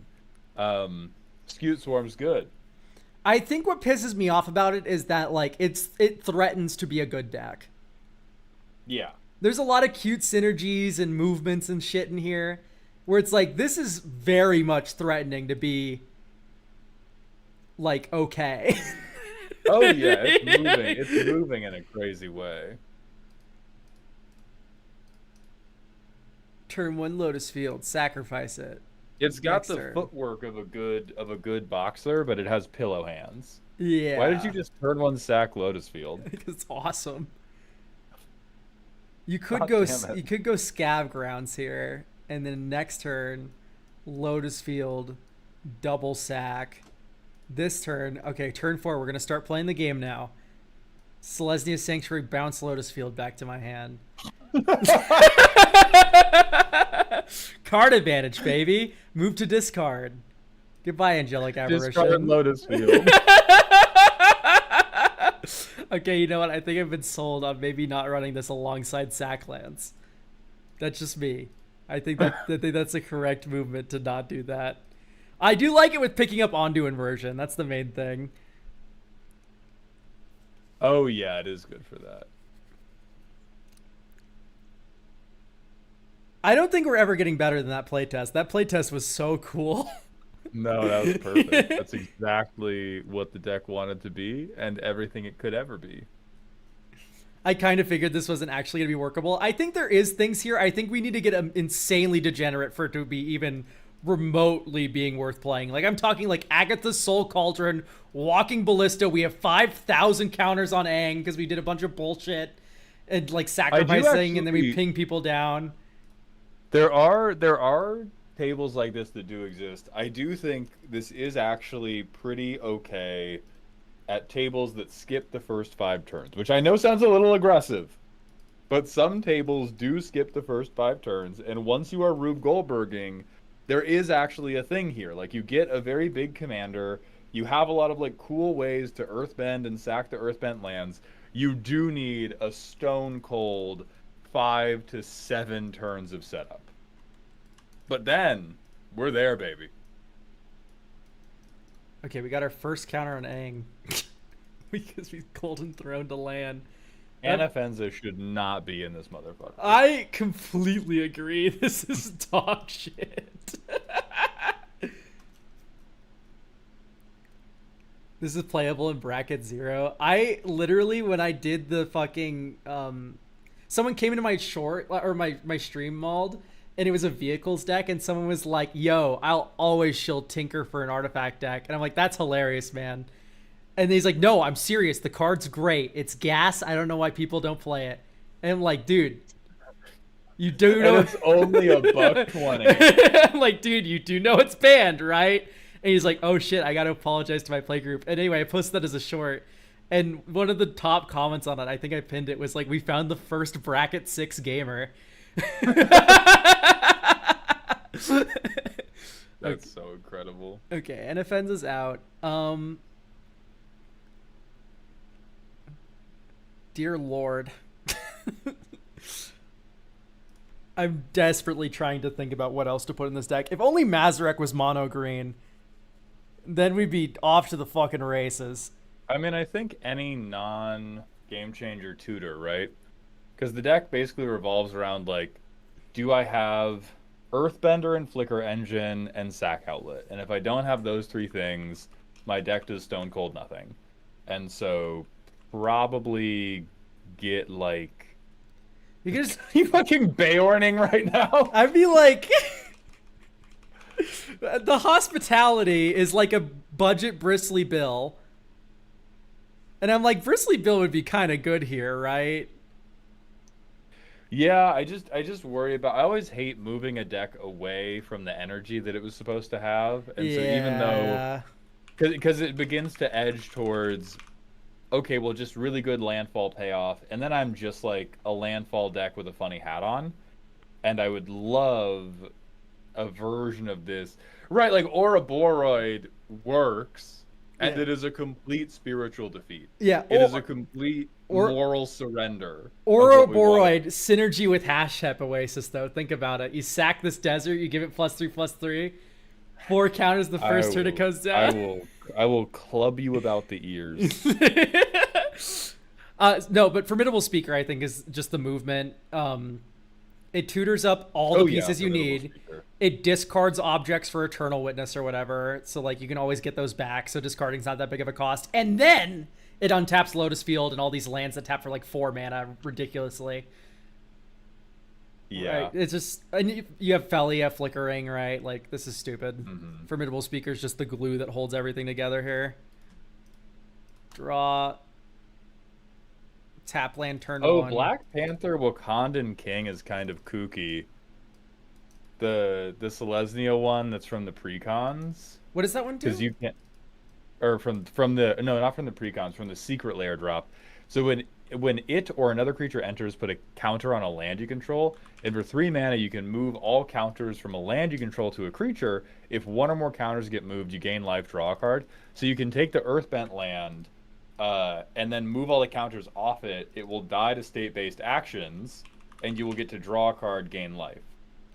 And so it's just like, and then he has first strike, so he can kind of be like a blocker. Like, you can move the stuff to him. So it's basically a sack outlet that can block for you, which I do think is sorely needed in the deck. Yeah, that makes sense to me. Okay, so if you go... And then if you get, like, big, crazy Earthbends later on, you can, like, consolidate your Earthbent lands into one big Earthbent land, which will give you life to help you survive. the better plans other people are doing. I like it the more and more. I like it more and more the more I think about it. Yeah, let's do it. And I think it does what the deck wants to do without overtaking what the deck wants to do. Yes. Oh. Yeah, this is fucking cool. Is this the only printing of it? No, we get there's also this cool printing. Whoa. Whoa. Whoa. Maybe Mole Man Whoa. goes. Yeah, I mean, Mole Man does make chump blockers, which does feel pretty important, but I don't think we can lose any Earthbenders at this point. Yeah. Like we've already lost so many Earthbenders that I think should still be in the Yeah. deck. Luckily, when you think about it, Formidable Speaker is an Earthbender.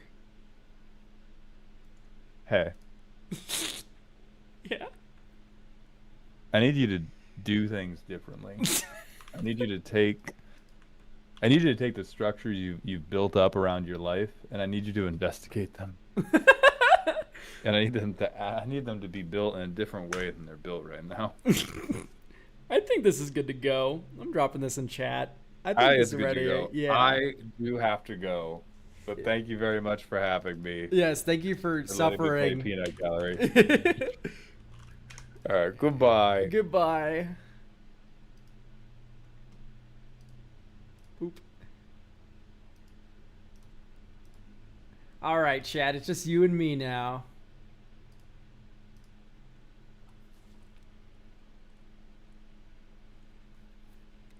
Am I just catching the end? Maybe, chat. How long have we been live for? We've only been live for 3 hours. We might do a second wave of just a couple decks. How many other people in here need a free deck review? Because I could also just do next week as well. We have Amanatu Veil Piercer. This is for DJMC. What's the word here, pal?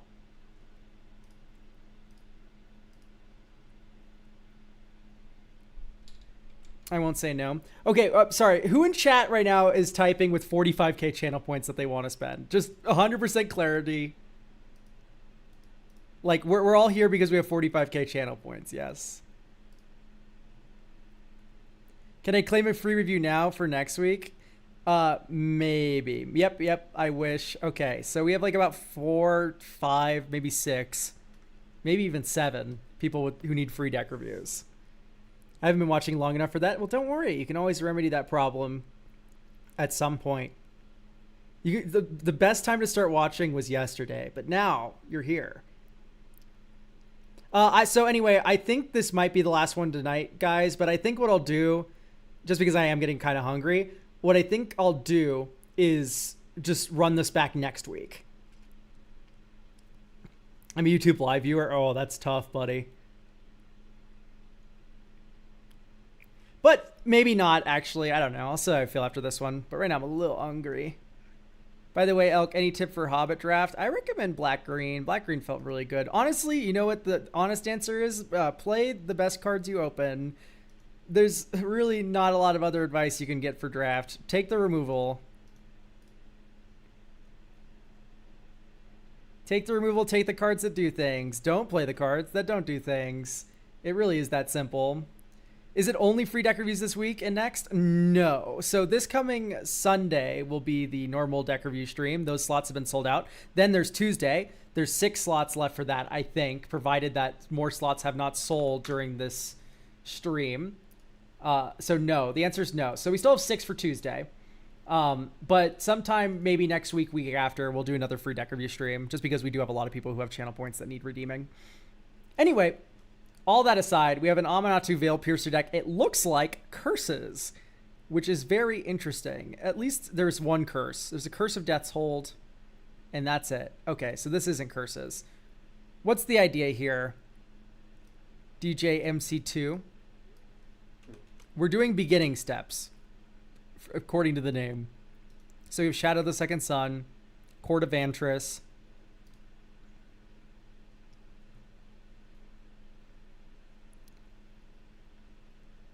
we don't have Paradox Haze. We have extravagant replication. Honestly, I kind of just want to play test this as is and see how it feels. I imagine it already feels okay. Although I am a little dubious of Gilded Lotus. Port of Calamity, Terminus. Like, you're already running all the cards that I love. Brain Surge, Brainstorm. Honestly, I would maybe like to see, like... Not Dreamcash. Dreamcash sucks. I don't even know why that's in my brain. No Omniscience? Yeah, that's fine. I'm not going to put Omniscience in the deck. Honestly, if we're not going to run Omniscience, I really don't want to run one with the Multiverse either. It's really a just okay card. It's probably fine. That is so much ramp, enchantment ramp for an artifact deck. I agree. We could probably go without the Azorius Signet, Dimir Signet, and just take it slow. I'm fine with being a more controlling deck and just getting value over time.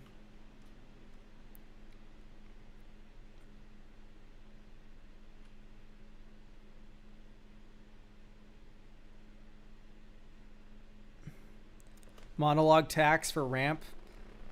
No. Monologue tax is not that good.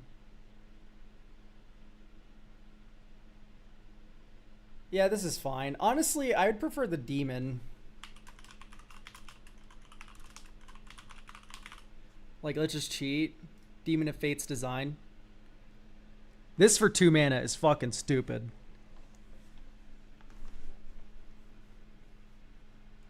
Smuggler Share, I just don't... keep in mind, chat, I'm like really averse to cards that don't immediately do shit.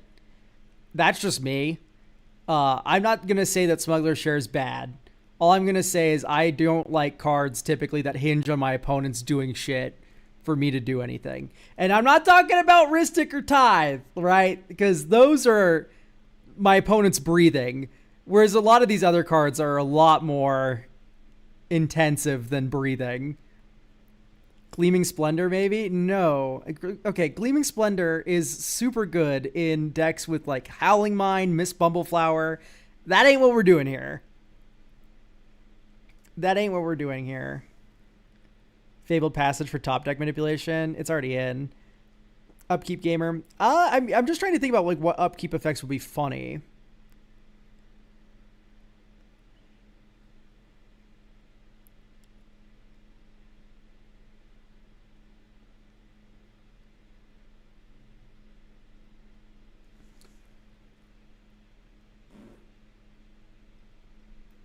The initiative, obviously. Honest to God, you're not far off with how good the initiative is in decks like this. You are not far off at all.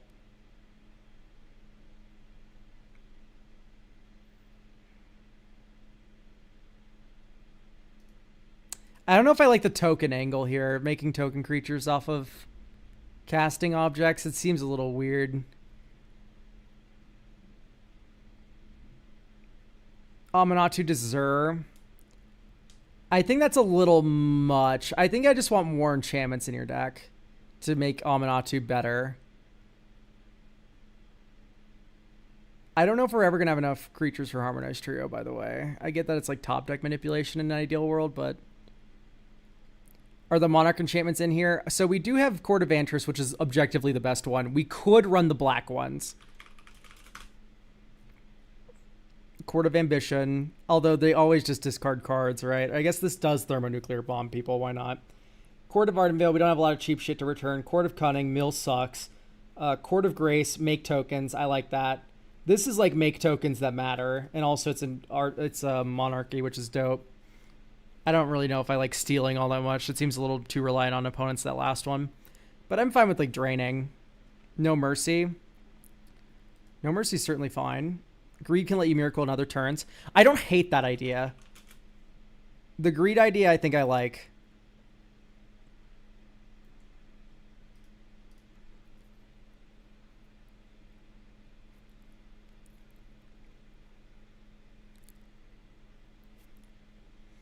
I like Sigil because they're flying tokens.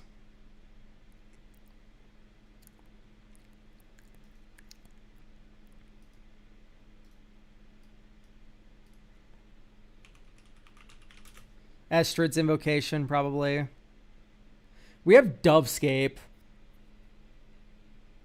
And Curse of Death's Hold.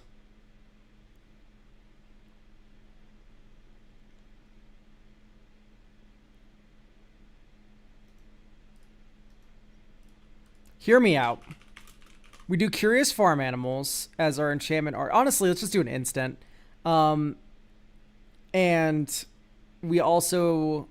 Or we can do a land. We can do Witch Enchanter. Witch Enchanter will be our little ETB creature that we can get off of Recruiter the Guard to blow something up. And then, instead of Curse of Death's Hold, we run Knight of Souls Betrayal. And now that we've basically vanquished all one toughness things besides Fairy Mastermind, which is broken anyway, so we should probably run it anyway. Now Knight of Souls Betrayal can come in and give everything -1/-1, which works with Dovescape as kind of a lock. Right, because no one can have creatures except for me, or no one can cast spells. They all get countered, and then I get to keep spells. And then maybe what you do is you cut an island, and you can run something that says like spells you control can't be countered. So like I'm thinking like, what's the name of the stupid land from Tarkir? Mistrise Village. So now you have Mistrise Village where you can go activate Mistrise. My next spell can't be countered. Cast it through Dovescape. You still get all the birds. And then you also have Knight of Souls Betrayals kicking around and stuff. I think that's real. Meathook Massacre 2 is kind of great if you can get the pips. Yeah, that's fair, I guess. Oh, you also have Doomwank Giant as a 1-2 punch for the Dovescape as well. Okay, this is cool. I like this so far. This feels nice. So I like this lockout angle a lot more, I think. What the fuck does Maha say? It's Feathers Knight. It just makes everything 1 toughness, right? It's not need to consider in a Knight's Soul Betrayal deck. I don't think you need it, though, to be clear. This is intended to be bracket 3, right? I believe so. If we're doing, like, all this shit, I do believe it is bracket 3.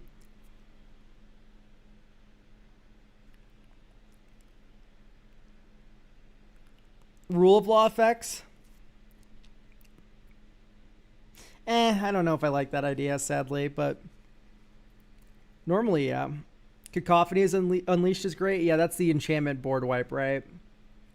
It's probably worth considering, especially as a Moonblessed Cleric option. Although, do we have Meathook Massacre? No, we don't.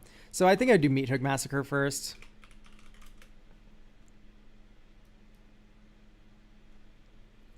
Especially since you can muddle the mixture for it. Just turning Muddle the Mixture into a board wipe is pretty cool.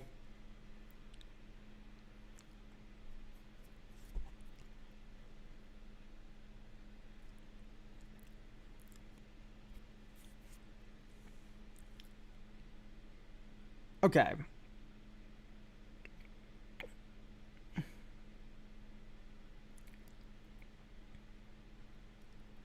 Thought Reflection. Thought Reflection's fine. I think what I want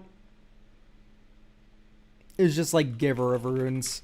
It's really boring, but it's just like, it doesn't die to our -1/-1 cards. Also, it just protects Amanatu the turn she comes down, so you can just curve out really nicely. It's fine. Summon Bahamut, it's kind of insane. Yeah, it is, ain't it? Hang on.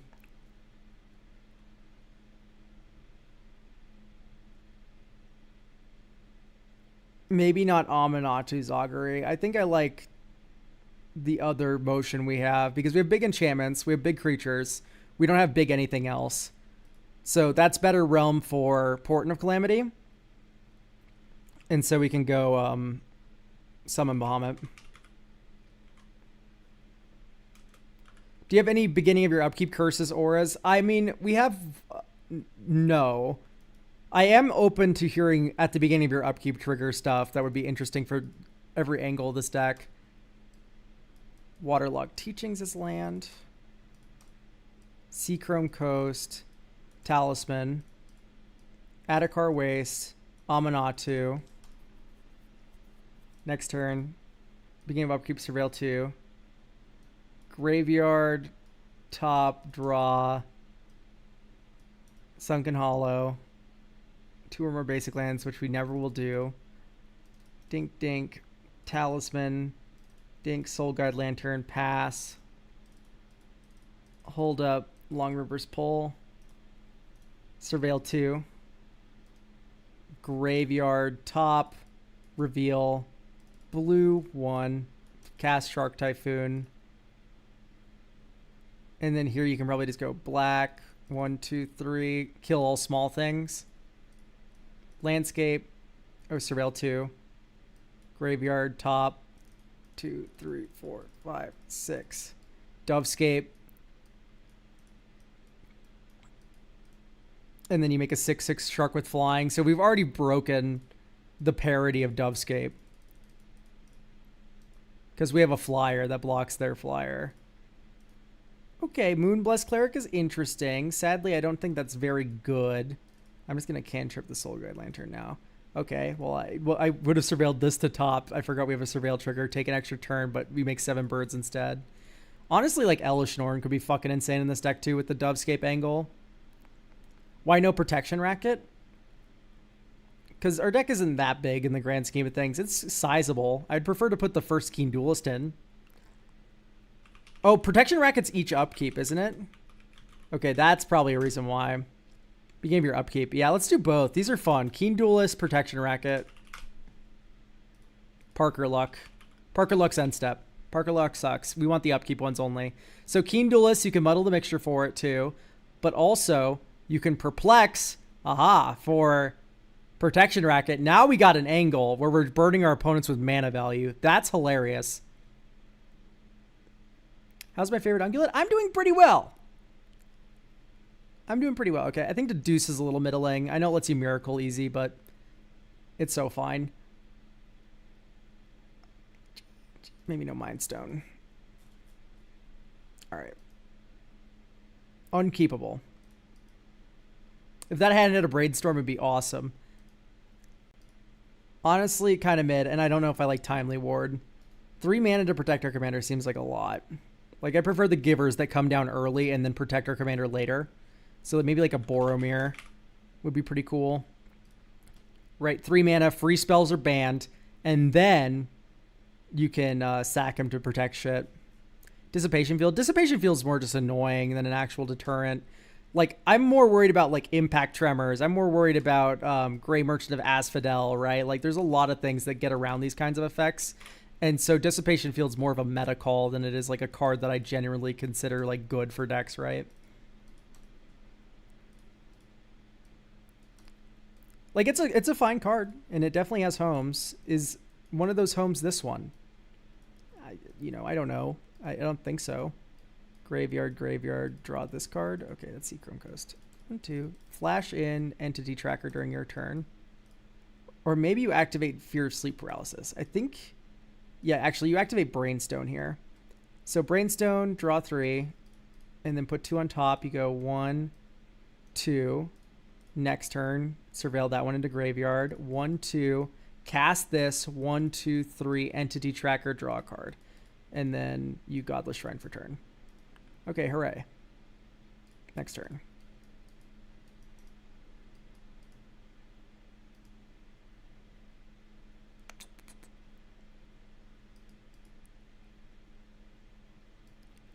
Honestly, I think I'd prefer to draw Brainstorm here. And then you go 1, 2, 3.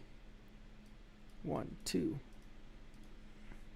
I guess you could Recruiter for Starfield Shepherd, or not Starfield Shepherd, you know what I mean?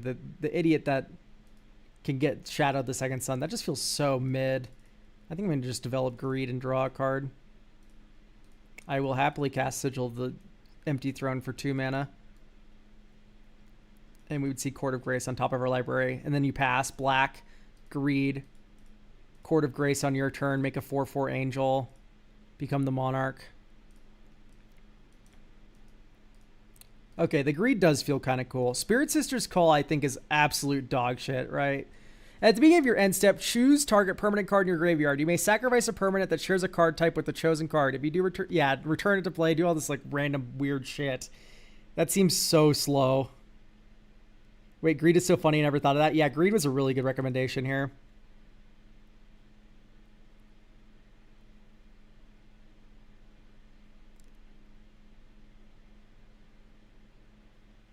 Okay.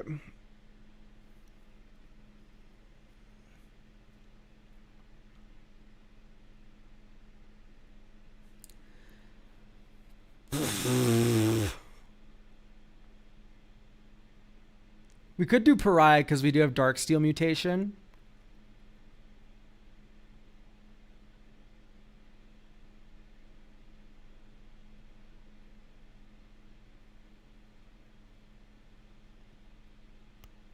Yeah, Erebos is great. You're typically running Erebos though because like he prevents life loss and he's indestructible, and he's just never going away. So I think it's a very different card than Greed.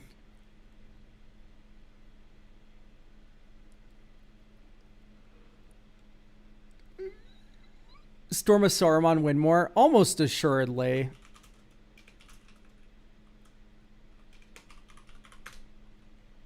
Is that when you cast your second spell? Yeah, copy it. It's okay. It's aight. I'm amazed at the inclusion of Infernal Grasp and not the inclusion of Swords to Plowshares. That is like just masterful deck building. Think about it though, not strictly better because you can tutor one with Muddle the Mixture. You just always run swords in that slot. Would you consider something like Frozen Aether? Let's read that. That's the one that like does weird shit with lands, right? Yeah. It's fine. You can run both. Fair. Also, I think I am just putting Legend of Yang Chen in the deck.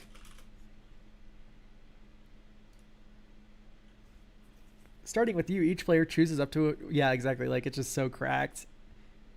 Whenever you cast your second spell each turn, airbend up to one other target non-land permanent. Hooray! And you can get more sigil triggers and shit. It's so broken.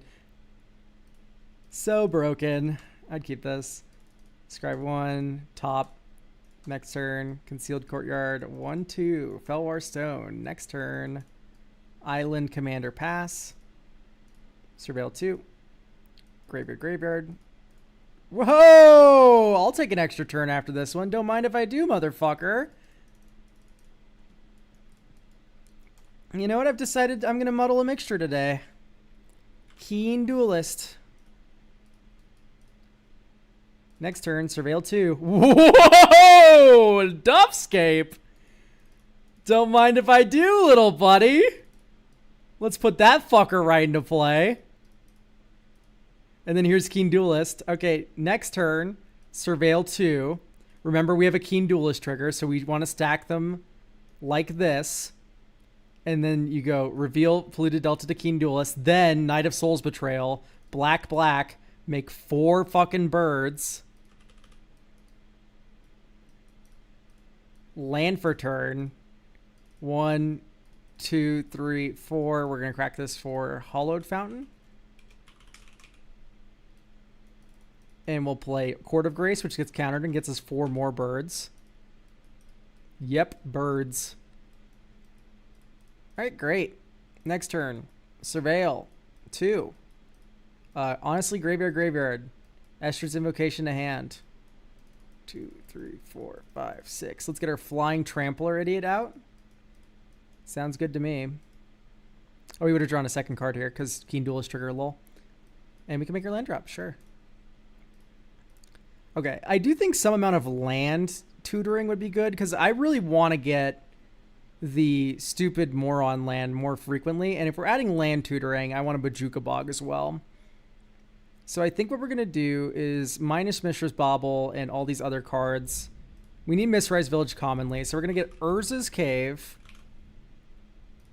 Expedition Map, which don't let anyone tell you otherwise. This is a land drop. And then you go Bojuka Bog.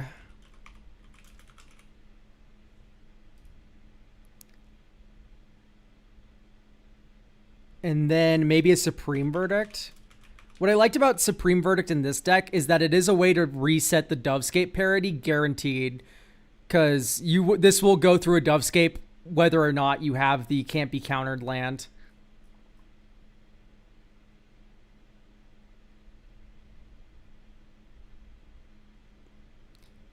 Gleaming Splendor because repeatable draw for 3 mana. Like, that's like $1 billion. Like, no way. Okay, Trapped in the Scream to the bottom. Alright, draw. Island. Next turn. Like, what are we miracling after we pay 3 mana for a thing? It's like nothing, right? Alright, Aminatus in play. Surveil 2. Graveyard, Graveyard. Draw this card. Okay, that is an enchantment we can miracle. And then you go 1-2. Arcane Signet. 1-2. Goodbye, Voltron Commander. Next turn, Upkeep. Do you want to pay 0 life? Yeah, probably. I guess we can stack these triggers like so. So we Surveil 2 first. Graveyard, Graveyard. Then, do you want to pay 0 life? Probably. Do you want to pay 0 life? Yeah, probably. Do you want to pay 3 life? Probably. And then we'll draw this card for turn. If we just keep hitting mana rocks, it's kind of like we're hitting our land drops. Anyway, Knight of Soul's Betrayal. Next turn. Surveil to top. Surveil to graveyard. Okay, do you want to pay 5 life for Sphere of Safety? Probably. Do you want to pay 0 life for Mistrise Village? Probably. Do you want to pay 2 life for Talisman of Hierarchy? Probably. Draw Godless Shrine for turn. 1, 2, 3, 4, 5, 6. Severe Sleep Paralysis. Miracle goes around timing restrictions, right? Yep. Okay, like, I don't know. This deck's moving. It's not doing anything too insane, but it is moving. I think missing all of our land drops in a row was a little problematic to our plan, but that is not the deck's fault. That was probably just a mulligan issue. I really don't like Trapped in the Screen. That seems like pretty bad when compared to like Legend of Yang Chen and stuff. Thassa, God of the Sea is also an extra scry one in your upkeep. I don't think that's worth 3 mana.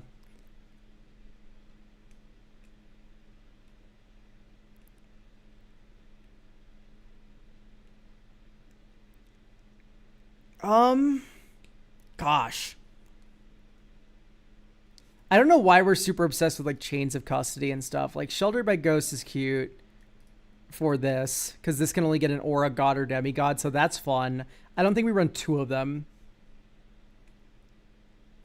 Get Lost or Withering Torment. So we are in Orzhov, so we don't need to run Withering Torment. Is Secret Arcade in this deck? What does this thing do again?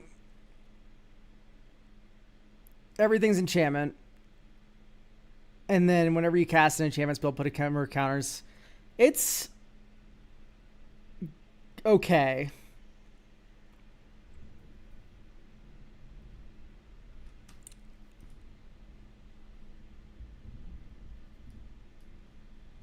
Weathered Wayfarer. Yeah, Weathered Wayfarer is a good answer. Weathered Wayfarer being able to land tutor is nice. Oh, Teleria West as well, of course. Okay, now we have a lot of land tutors, so we're going to consistently find our uncounterable object. Maybe not Soul Guide Lantern, because we do have Bojuka Bog now as Grave Hate. Yeah, I'm familiar with the Secret Arcade tech. I mostly just mean the +1/+1 counters are mid. All right, we have a few more slots to play with. What are some other big fuck-off enchantments we can be running here? Eldrazi Conscription would be funny. Yeah, I just think an aura is a little bit weak. Mason Enchantress. Mason Enchantress is fine. No, but it's not like a... I was thinking about like Uncover the Moon sigils or whatever it's called from Hobbit, but that counts the number of mana you actually spent on the spell. And not the mana value, sadly. I mean, not sadly. It's good that it doesn't do that, but... Virtue Persistence. Can I be honest? I like the extra upkeep slop. I do think Protection Racket is playing a little poorly with Miracles. I think Keen Duelist is fine, I think the fact that you can exile my cards is a little bad. Keen Duelist, I can at least stack the library with the Surveil 2, so it'll reveal like a land or something, and then I'll draw it, and then I'll actually draw my card for turn. But I think Protection Racket is getting in the way of the Miracle action. Virtue of Persistence. Virtue is fine. It touches any graveyard, it's removal. You know what? Yeah, Virtue. I like that concept.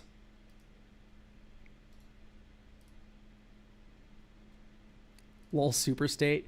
Super State's cool. Do we like Mind Stylation? I like Mind Stylation, and that's reason enough to put it in. It's funny. Whoa, Astrofisher, thank you for the prime. So Mind Stylation in. Is White Overlord kind of cool? It's fine. I don't know how to feel about it. I don't think I really like it, especially since we do just run Knight of Souls Betrayal.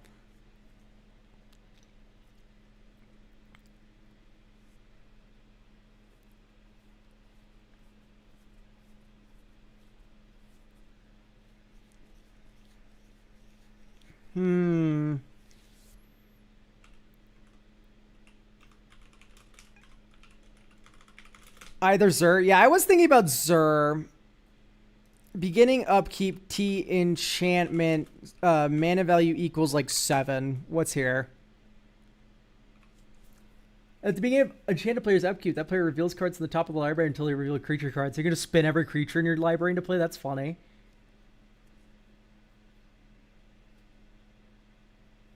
Mana value equals 8. Okay, that's not good. 9. 6.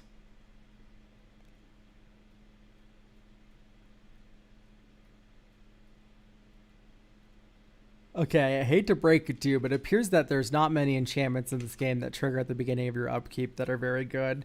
Isn't there the one that like mills target opponent for 3 and then you draw a billion cards off of it?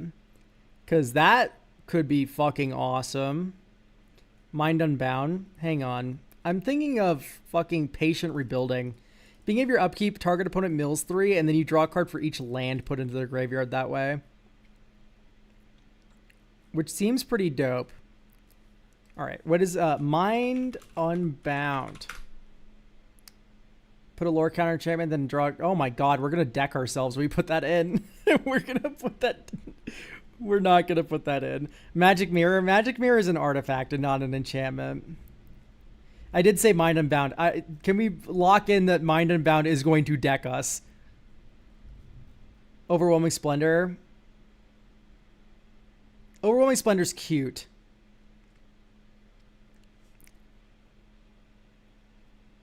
I think instead of Overwhelming Splendor, I'm trying to think about what else I would want to run. But honestly, I think like what we have right now is probably fine. So Bojuka Bog, or I guess Arcane Sanctum turn 1. Next turn, Godless Shrine, 1/2 Arcane Signet. And then you can go Brainstorm, draw 3, 1, 2, 3, and then you put 1, 2 on top. Next turn, Ash Barrens, 1, 2, 3, 4, Aminatu. Believe it or not, I want one with the Multiverse on top of my library. Although, wait, we don't have enough mana for it. Fuck. We're 2 mana off. How horrible. That just ruins my day. I think I'll draw Entity Tracker this turn. Okay, Shattered Sanctum, pass. 1, 2, 3. Entity Tracker on your turn. Spell Pierce, whatever spell you want to fucking cast. Next turn, draw Island as land for turn. Maybe last turn we should have played Bojuka Bog instead of the silly landscape. And then this turn you're able to Miracle. One with the Multiverse. Demon of Fate's Design. We draw 2 cards there. And then you go Dovescape. For free. Or you can go Boromir for free. Fuck it. Alright. You can also go Demon of Fate's Design, one with the Multiverse, pay 8 life, then cast Boromir for free. That's what happens there. Okay, Urza's Cave is insane to draw. Because here you can go 1, 2, 3, crack this, get the land that is cool.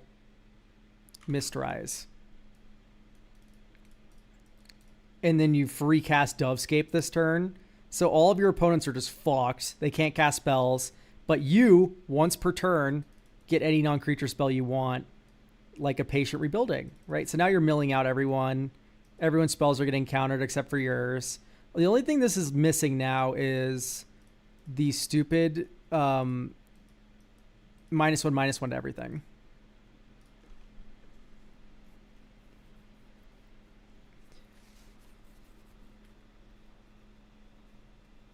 Are running Starfield of Nyx? I just got here. I don't think this is a Starfield of Nyx deck. I do think it is close to being there. I think there's a lot more interesting things happening here with the land tutoring and the funny miracles. I don't think I would swap to Zur. I think Aminatou is providing enough utility in the mana cheating department where I'm not really interested in Zur animating stuff. There is an argument maybe to be putting Zur in the 99 to beat people to death with enchantments.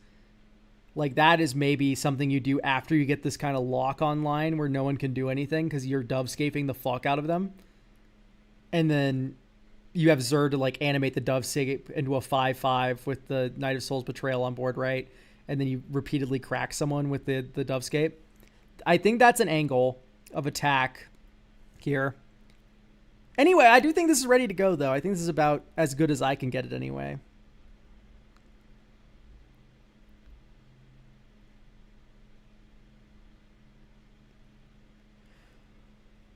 Oh, okay. I am like starving to death, chat. So I really need to send you off to someone else. But I'd like to thank you all for stopping by and watching my stream and stuff. Make sure to watch my streams in future if you want to get a free deck review like we did today. I think we're going to do another one this month. I'll let you know. I'll ping the Discord when that is. The Discord is just type Elk into Discord. You can find it. Let's raid out. Find someone to raid. And you get channel points for joining the raid, so don't leave just yet. I think I'll send you all to Vic, who's playing some Binding of Isaac. So hopefully enjoy Binding of Isaac. I think everyone who is my age does. If you like me, you'll like Vicfis. They're very cool and interesting. All right. Enjoy the stream over there, everyone. I'm going to get some food and help my friends move.